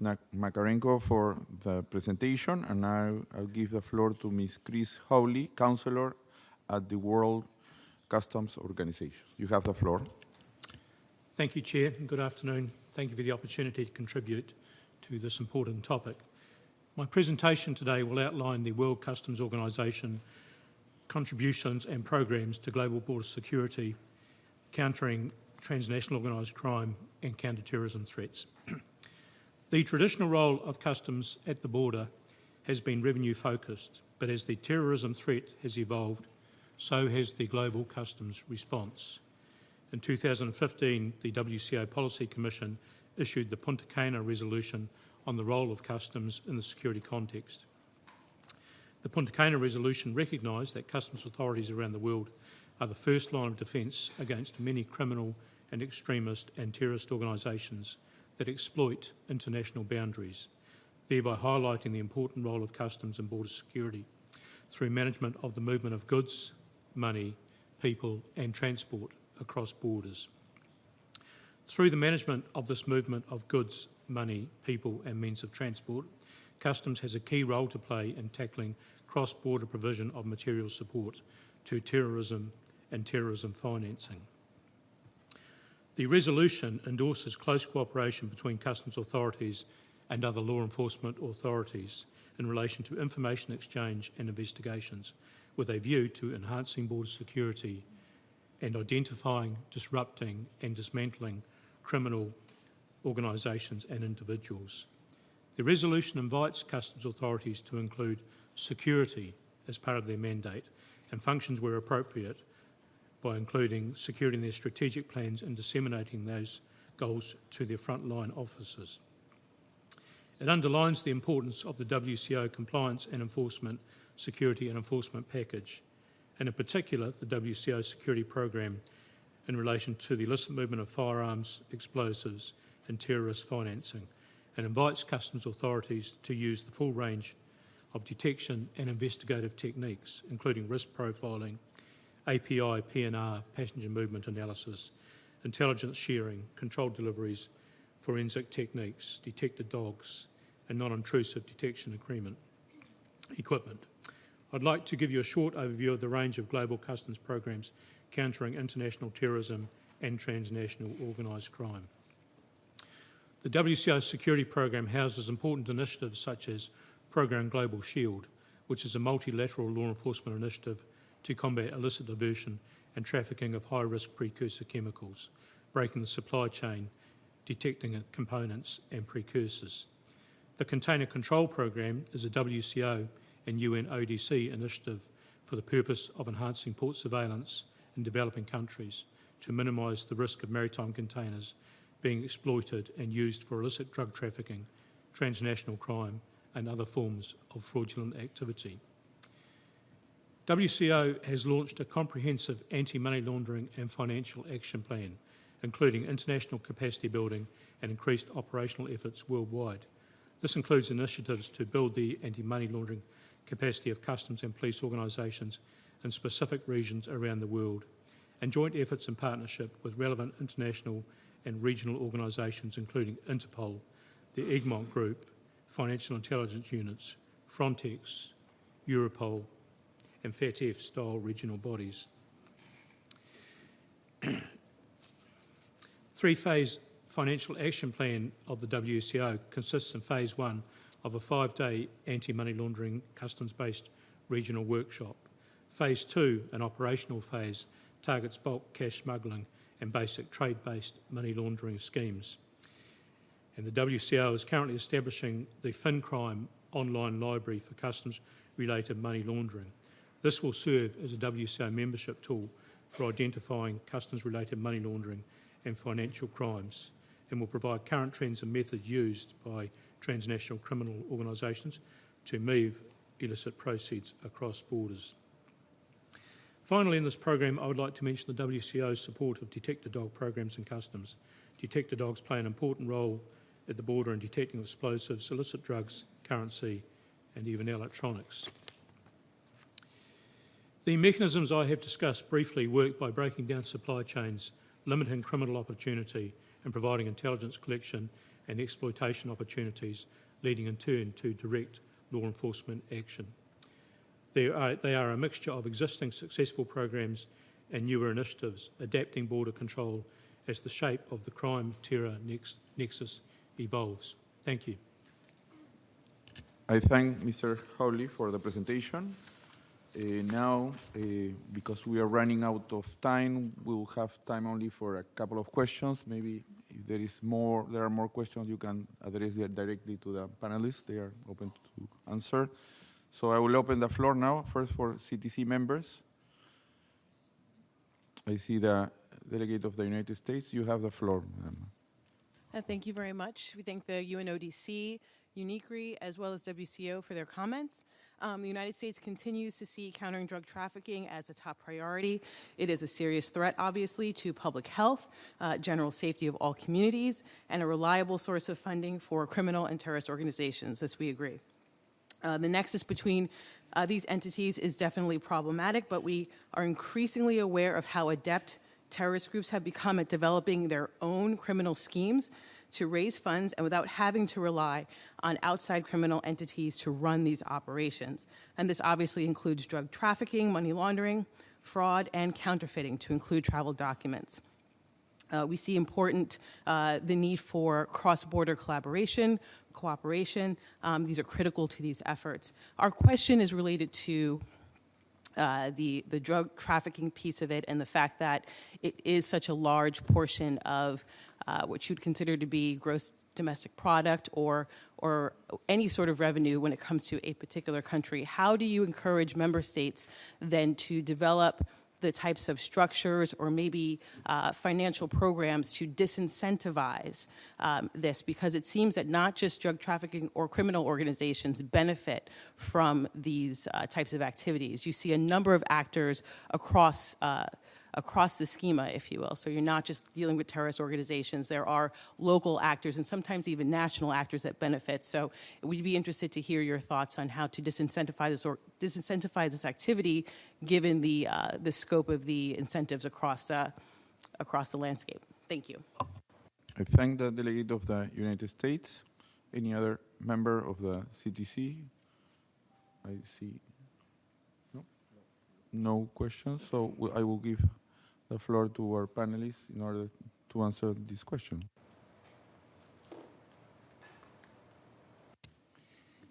I can fully agree with your analysis of the situation.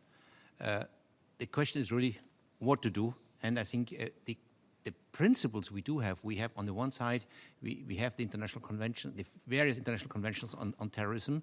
Again, I think it's an advantage and disadvantage. It's an advantage you have all the concepts there. The disadvantage you have so many, and not all member states are part of the many conventions which do exist on terrorism. So this is one problematic area.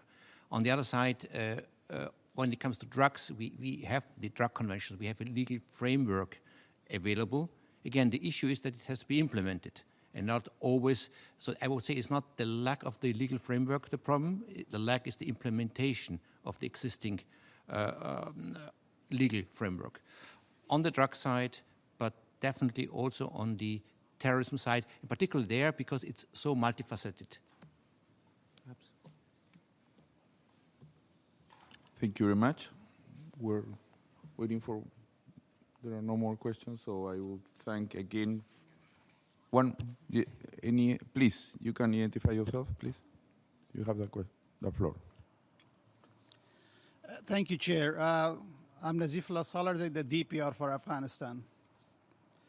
I think our distinguished panelists put the situation very well in front of us, and I thank them all for the detailed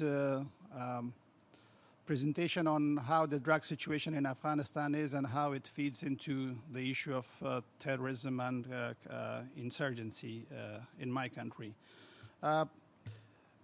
I wouldn't go into that issue of how this nexus. I think it's clear to everybody and well documented for Afghanistan. What I will talk about is that what do we need to do now if the situation is like that? The production of and trafficking of illicit drug remains a serious concern, posing a serious threat to our stability and that of our region. Having said that, it's evidently clear that overcoming this challenge requires a regional solution that addresses the problem in all its aspects. For our part, Afghanistan is taking across multiple fronts action, including the areas of eradication, law enforcement, and public awareness.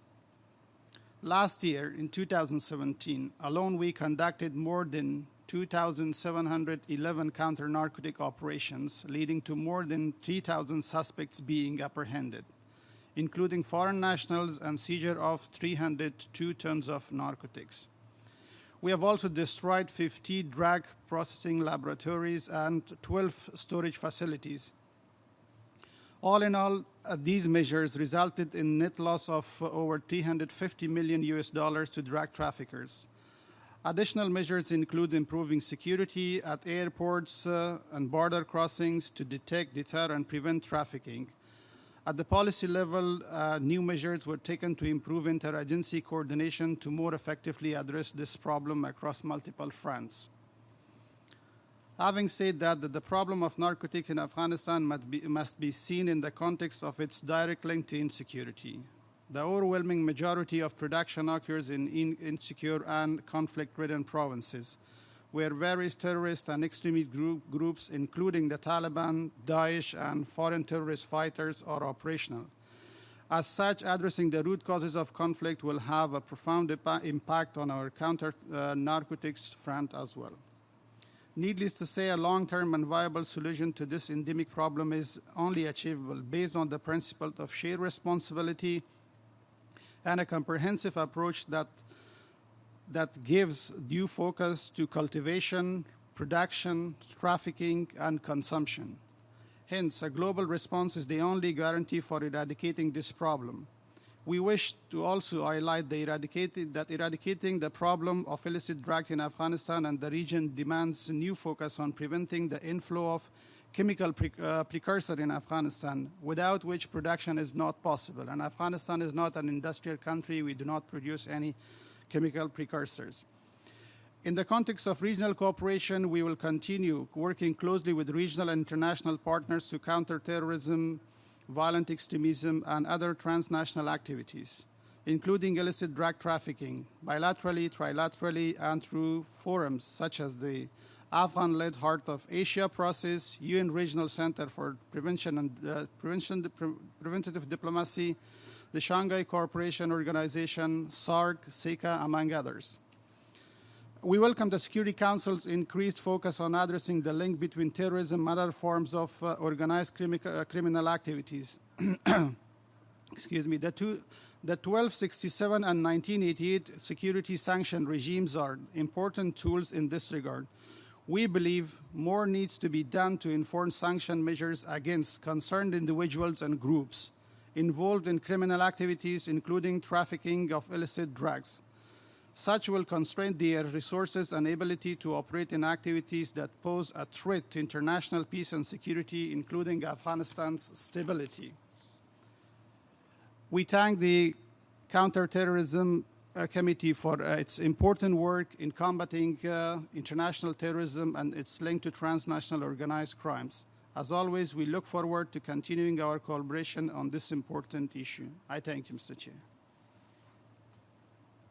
I thank the distinguished delegate of Afghanistan. In fact, this is an issue that was, the Nexus in Afghanistan was highlighted during the visit of the Security Council at the beginning of the year and was very useful for our work.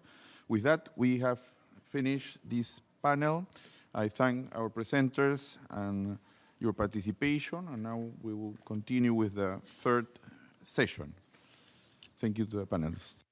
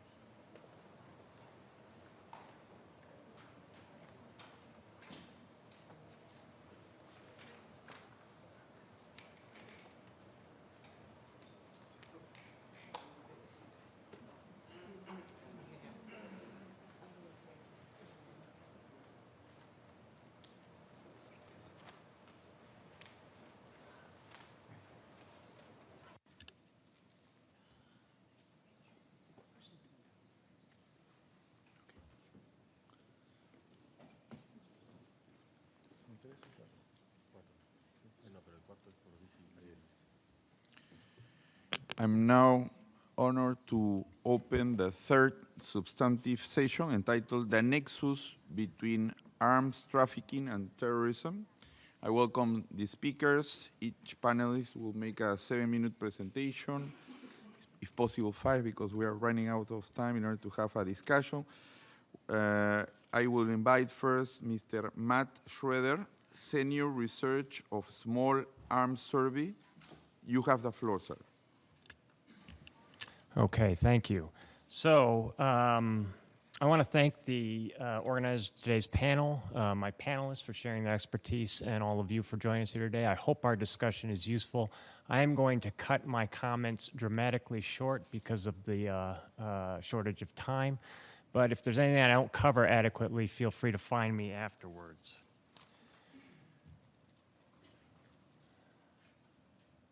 So this is a huge topic, and we have very little time. So what I thought I'd do is just provide a very brief overview of the types of weapons typically acquired by terrorists, the sources of these weapons, and then some key variables that shape demand for and availability and access to weapons by terrorists. And I'm going to do so in the context of 2 very, very brief case studies. One on terrorism in France, inspired by or linked to Al-Qaeda and IS from 2012 to 2016, and then on the other side of the technological and procurement spectrum, I'm going to look at acquisition of small arms and light weapons by IS in Iraq and Syria. So starting with terrorism in France, this case is based on research conducted by one of my colleagues at Small Arms Survey, Nick Florquin, in the context of Project Safety. What they did is they compiled data on 52 weapons used in or seized from perpetrators involved in 8 different terrorism cases from 2012 to 2016. In all of those cases, there was some linkage, either a direct link or the perpetrators were inspired by Al-Qaeda or IS. Like most research, there were some surprising findings and some that were not so surprising. Not so surprising was the fact that all but one of those weapons were firearms. More surprising was the fact that nearly 20% of them were reactivated rifles or pistols, most of which had been initially sold legally in other European countries. So on the sources, the data is very, very incomplete, and I can elaborate why probably after the session if you're interested in it. But what we know, there are several of the cases that are ongoing. They still have to go to trial, or at least they did at the time that the data was compiled. So official data is fairly scant. That said, my colleague was able to piece together some of the information about sources, which are listed on the slide. Theft from civilians was one. Diversion of legally sold deactivated and acoustic expansion weapons was another that I mentioned in the previous slide. And then military stocks in the Balkans was a third source. Now, the problem with identifying or exploring that problem is that a lot of the weapons, the last known authorized end user, was documented 2 decades ago. So how those weapons ended up in France and when they were diverted is very, very difficult to determine. The role, if any, played by organized crime in many of these cases is hard to determine due to the fact that many of the cases are still open. Based on open source information, it appears that most of the perpetrators relied on personal acquaintances to procure arms rather than sophisticated organized networks. One exception appears to be the perpetrator of the 2012 attack in Toulouse, who had connections with cross-border narcotics traffickers. Basically, one of the weapons seized from him was linked to a large cache that was seized from a professional sports shooter, some of whose weapons were then also found in the arsenals of this transnational narcotics trafficking organization. So there is some linkage. But even this perpetrator acquired some of his weapons through personal connections in his home neighborhood. So even in cases where they do have these networks, they don't always rely on them for illicit weapons. Now, turning briefly to the Islamic State in Iraq and Syria, this is the other end of the technological and procurement spectrum. As you can see, the arsenals acquired by this group, these groups, are comparable to those of many militaries, if not more diverse and sometimes larger. There are a couple notable categories here. The first are rockets, not just shoulder-fired, but also other types of rockets, and then mortars. And what's notable about those is that they were able to be produced. They were produced by IS at an industrial scale, and I'll get to that in a minute. The other one are the man-pads, the man-portable air defense systems. And there's an example in the lower right-hand corner there. That's a first-generation SA-7 pattern missile. This is technology that was fielded 50 years ago. That weapon is probably 30 to 40 years old. It may not be serviceable. And the reason that I raise this is to illustrate the limitations of procurement networks of terrorist organizations. There are some weapons, some tightly controlled weapons, that are largely out of the reach of even the most motivated and the best resourced group. IS was able to acquire some second and third generation systems, but they were comparatively limited. There was no evidence that they had a consistent supply of stocks. And latest generation systems, there's no evidence that they've acquired them. So there is hope for controlling access to weapons by some of these groups with enough commitment to it and enough resources.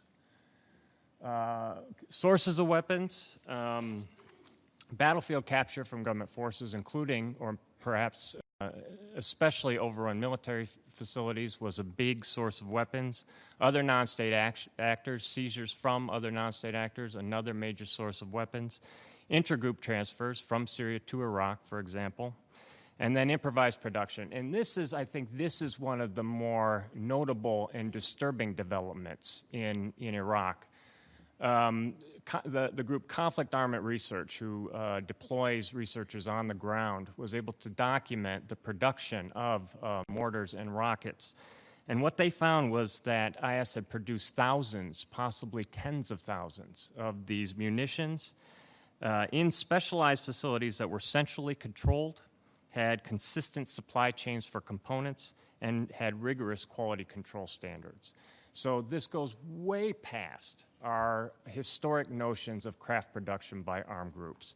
And the extent that it can be replicated by other groups means that a lot of the conventional strategies for limiting access to weapons, such as export controls, are severely undermined. Now, there are some variables that shape the ability to replicate this, and that's the subject of my next slide. Territorial control. It's hard to imagine a group being able to implement a system as robust, as large as IS without territorial control. But as we know, there are times when terrorists have access to territory and could, in theory at least, replicate these efforts. Another one is surplus stocks, and we've seen this throughout each generation. We see this problem recur. Where there are surplus stocks, there's a motivation to sell. Sometimes there's a motivation to sell to less than upright buyers. And in the cases where those surplus stocks overrun, you can have a mass proliferation event that will change the profile of illicit weapons in an entire region. So that is another key variable. And then a lack of harmonization of laws and regulations. And this isn't new either, but we saw that in terms of converted weapons. In some countries, the requirements for converting weapons and the laws regarding possession of converted weapons were more relaxed than in others. And as a result, those sometimes with more robust efforts suffered the same consequences in terms of terrorists accessing these weapons. So I will end it there, and hopefully there's enough time for my fellow panelists to provide their comments. I thank Mr. Schroeder for the presentation, and I'll give the floor now to Ms. Simonetta Grassi, Head of the Global Firearms Program at UNODC. You have the floor, ma'am. Thank you very much, and I would like to thank the organizers for this important event, and I think we welcome very much this briefing, in particular on the links between terrorism and firearms or arms trafficking. I will focus my my presentation. I will also cut down on a few of my slides and focus, give more some food for thoughts and hopefully trigger some reflection for further discussions, as this is a topic that would deserve much more time, of course. I would just like by stating that we know, it is obvious, it is visible, firearms are present and linked in multiple ways to many other security threats, to many other forms of crime. And they represent, the arms trafficking per se is known to represent a serious threat to peace and security, in particular when it is happening in conjunction, in connection to serious crimes such as transnational organized crime, terrorism, etc. What we see in common is actually this. We see that arms are used. We see that they aggravate the impact, the harm that is caused. We have already heard a few colleagues, my colleague Thomas Pichman, speaking about the low investment and the high damage caused by terrorist attacks. So firearms are just cross-cuttingly present in many forms of crime, including terrorism. What we don't know exactly, and I think my predecessor already said it, we don't know to which extent, how exactly the arms fall into the hands of terrorist groups, to which extent they are directly engaged in the trafficking or in the other ways of acquiring those weapons. You all know that the vast majority of the arms are produced legally, so at some point they are diverted into the illicit circuit. At some point they fall into the hands of criminals. So this is where we have the lack of information, when, how exactly they are diverted, and in which moment do the terrorists come into place as direct actors and not just beneficiaries. We have been looking for some cases where this nexus can be seen more visibly. What comes to our mind, what I would like to say before I present some of these cases, is that even when we have prominent cases like the very famous Victor Bou case, there we also have the movie, he was actually not convicted for arms trafficking. He was convicted for other things, for conspiracy, for other forms of crime. What I want to say is that often it's just taken for granted. We know arms are used. We know arms are somehow, sometimes trafficked before or by the same terrorists. But then when it comes to the actual cases, we don't manage to get cases that are brought to justice for arms trafficking. And this is actually the focus of what I would like to mention in my intervention. Just a few cases. The attacks in Europe, my colleague has mentioned them, so I don't need to speak about them. What is interesting about these cases is that these arms, where there is certain evidence that, at least for the attacks in Paris, there was a direct involvement of some members of terrorist group in the trafficking itself. And in September 2017, the prosecutor of Lille was able to convict one member of these terrorist groups, not only for participation, for the actual involvement in the terrorist attacks, but also for participation in the conspiracy for the purpose of arms trafficking. This is, I would say, a landmark result, because we don't see many of these cases that reach the judicial stage where the nexus is proven and also be part of an actual investigation. In the slide below, you see a very recent seizure made in Italy. A car was intercepted in April. The car came from Slovenia, but the driver came from the Balkan region. The plate of the car was from another non-European country. The car was filled up with automatic weapons, presumed to be destined to terrorist groups. Here, this is an example where we cannot immediately prove that the terrorists were directly engaged in the trafficking, but it seems that it was intended from the beginning that these arms were trafficked in order to be then given to them. I just have a few other examples. The attacks in Indonesia in 2016, for example, near the shopping mall. This is another example where the perpetrator, where it was proven that the perpetrator was also directly involved in the trafficking. Then the other two pictures that you see refer to very important seizures that have taken place in Nigeria and in Niger on weapons on the way to Mali, where this connection could also be established. Now, the sources, we know, and my colleague has already mentioned, I think it's we know what the main sources are. Arms are often taken, stolen, or lost from stocks, from government stocks, especially in situations where for the political instability or for other reasons, the government loses the control over those stocks. But there are also thefts, there are also other issues that were already mentioned, like exploiting legal loopholes. We spoke of the converted firearms, of the reactivated firearms. And then also at international level, when we have legal arms transfers, the diversion of these transfers or the interception of these transfers, and then the interception and then brought into another destination, these are, let's say, some of the major sources. What we don't know exactly is, again, how, to which extent do we see a direct involvement of terrorist groups, or is there more of a strategic alliance with criminal groups that are more specialized on this type of trafficking? And I would like also to be a bit provocative and to say, to which extent do we need to establish this nexus? We know the arms end up. We know when the cases appear that the arms were used. We know that most of these arms are of illicit origin. They were at some point diverted, trafficked. So, but why do we have this big gap in information and in knowledge? There are many challenges, and many of these challenges are common also to other forms of illicit trafficking, to other forms of crime. But some, and I want to stress one in particular, is the weak criminal justice response. And again, I don't want to be too provocative, but maybe this is the moment to be it a bit.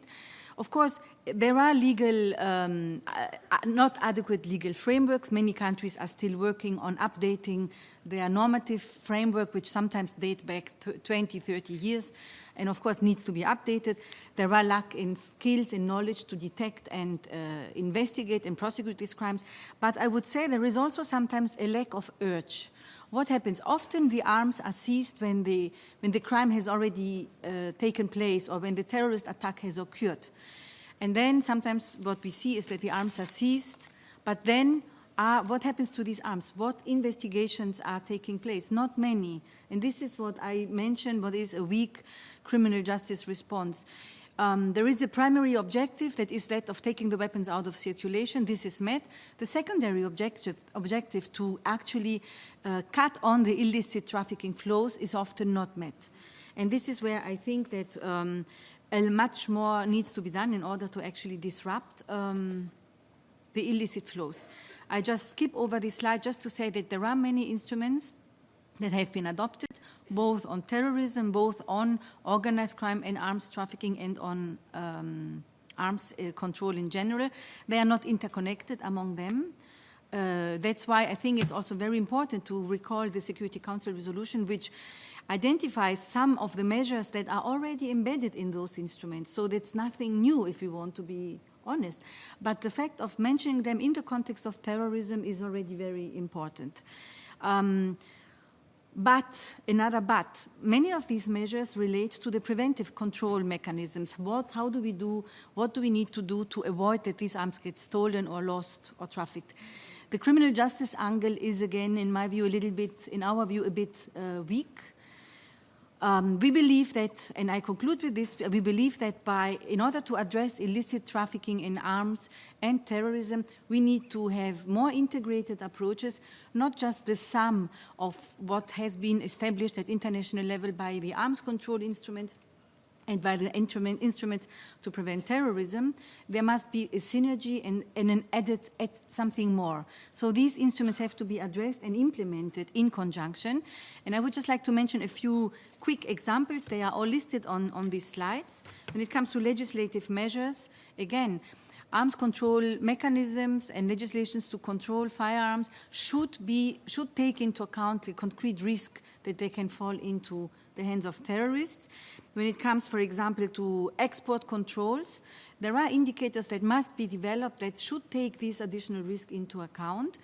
When we look at preventive measures, yes, stockpile management is extremely important, marking, record keeping, but then focus, for example, the export control measures also on the specific risk of terrorism, of them falling into the hands of terrorism. We, in our program, we work a lot. We try to focus on these integrated approaches, and we try to focus in particular on the criminal justice response, because we believe that there is a need for a paradigm shift. And I conclude by saying firearms trafficking, investigations into arms trafficking cannot be a secondary result of a terrorism case, of an organized crime case. It has a merit on its own, and it needs to be investigated no matter, because that's why I said no matter if the nexus is established or not, it has to be investigated every time arms are used and found. These are just some tools that we have developed, and I would stop it here. Thank you very much. I thank Ms. Grassi for the presentation. I will now give the floor to Mr. Daniel Prince, Conventional Arms Branch Chief at the United Nations Office of Disarmament Affairs. You have the floor, sir. Mr. Chairman, thank you very much. I see I have 3 minutes, and so I'll keep to that. Basically, I'll sort of provide you with a few, let's say, points for thought. First of all, of course, the question is, how does the Security Council deal with arms issues in the first place? I think traditionally, point one of how the Security Council dealt and deals with arms issues obviously is about arms embargoes.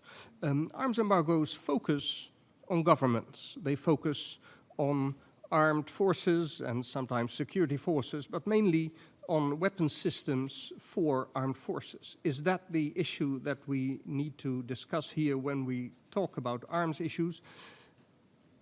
Most of the time it isn't.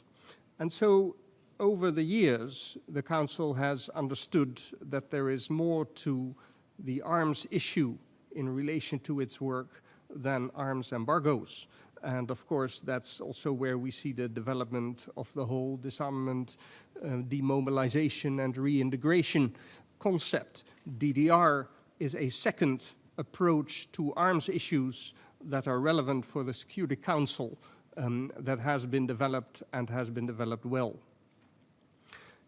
But there is a third, let's say, elephant in the room when we talk about arms issues in relation to the work of the Security Council, and that is that in most countries of the world, civilians own a number of weapons, and they amount to a lot.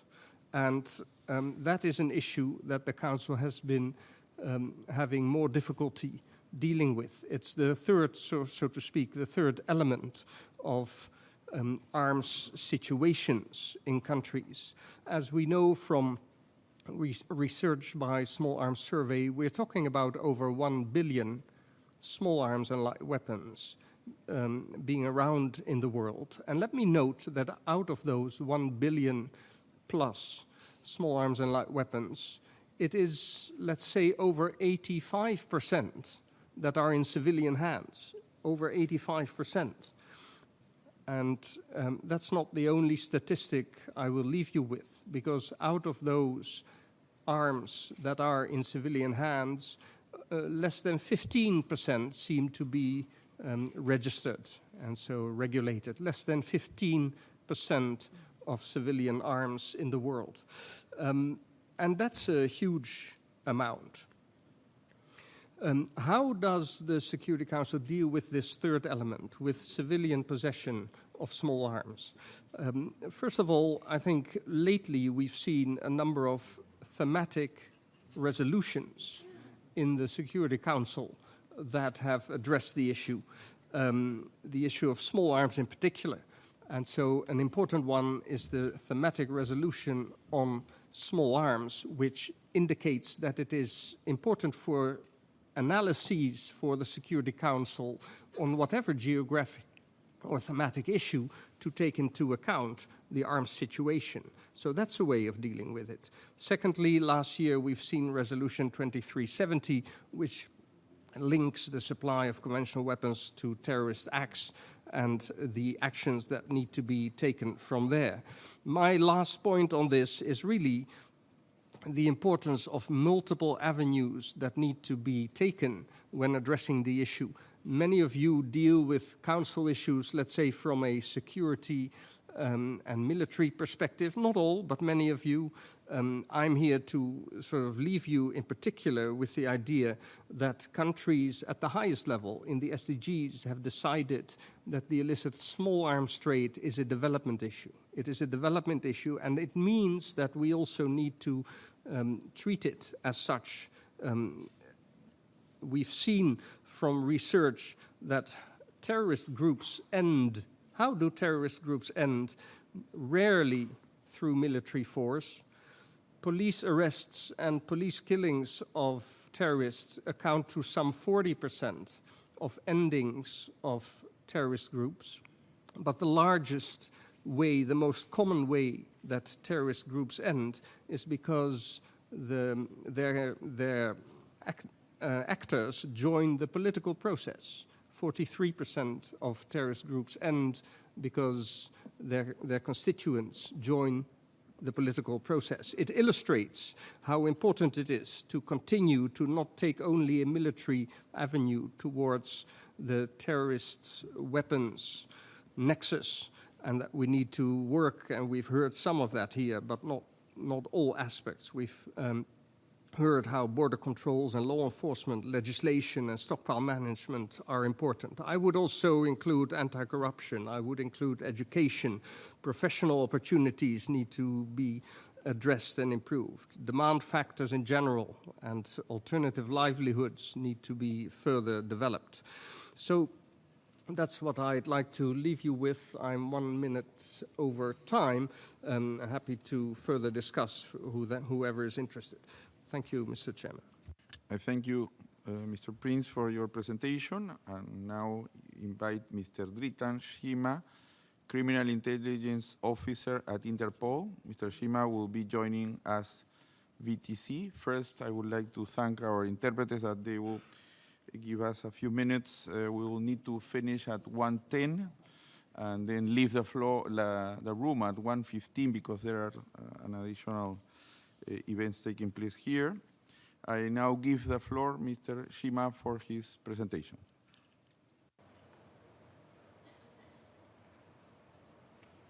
Distinguished official ladies and gentlemen, I'm honored to participate in this panel today as this meeting unites us on an important issue such as linkage between terrorism and illicit trafficking in firearms.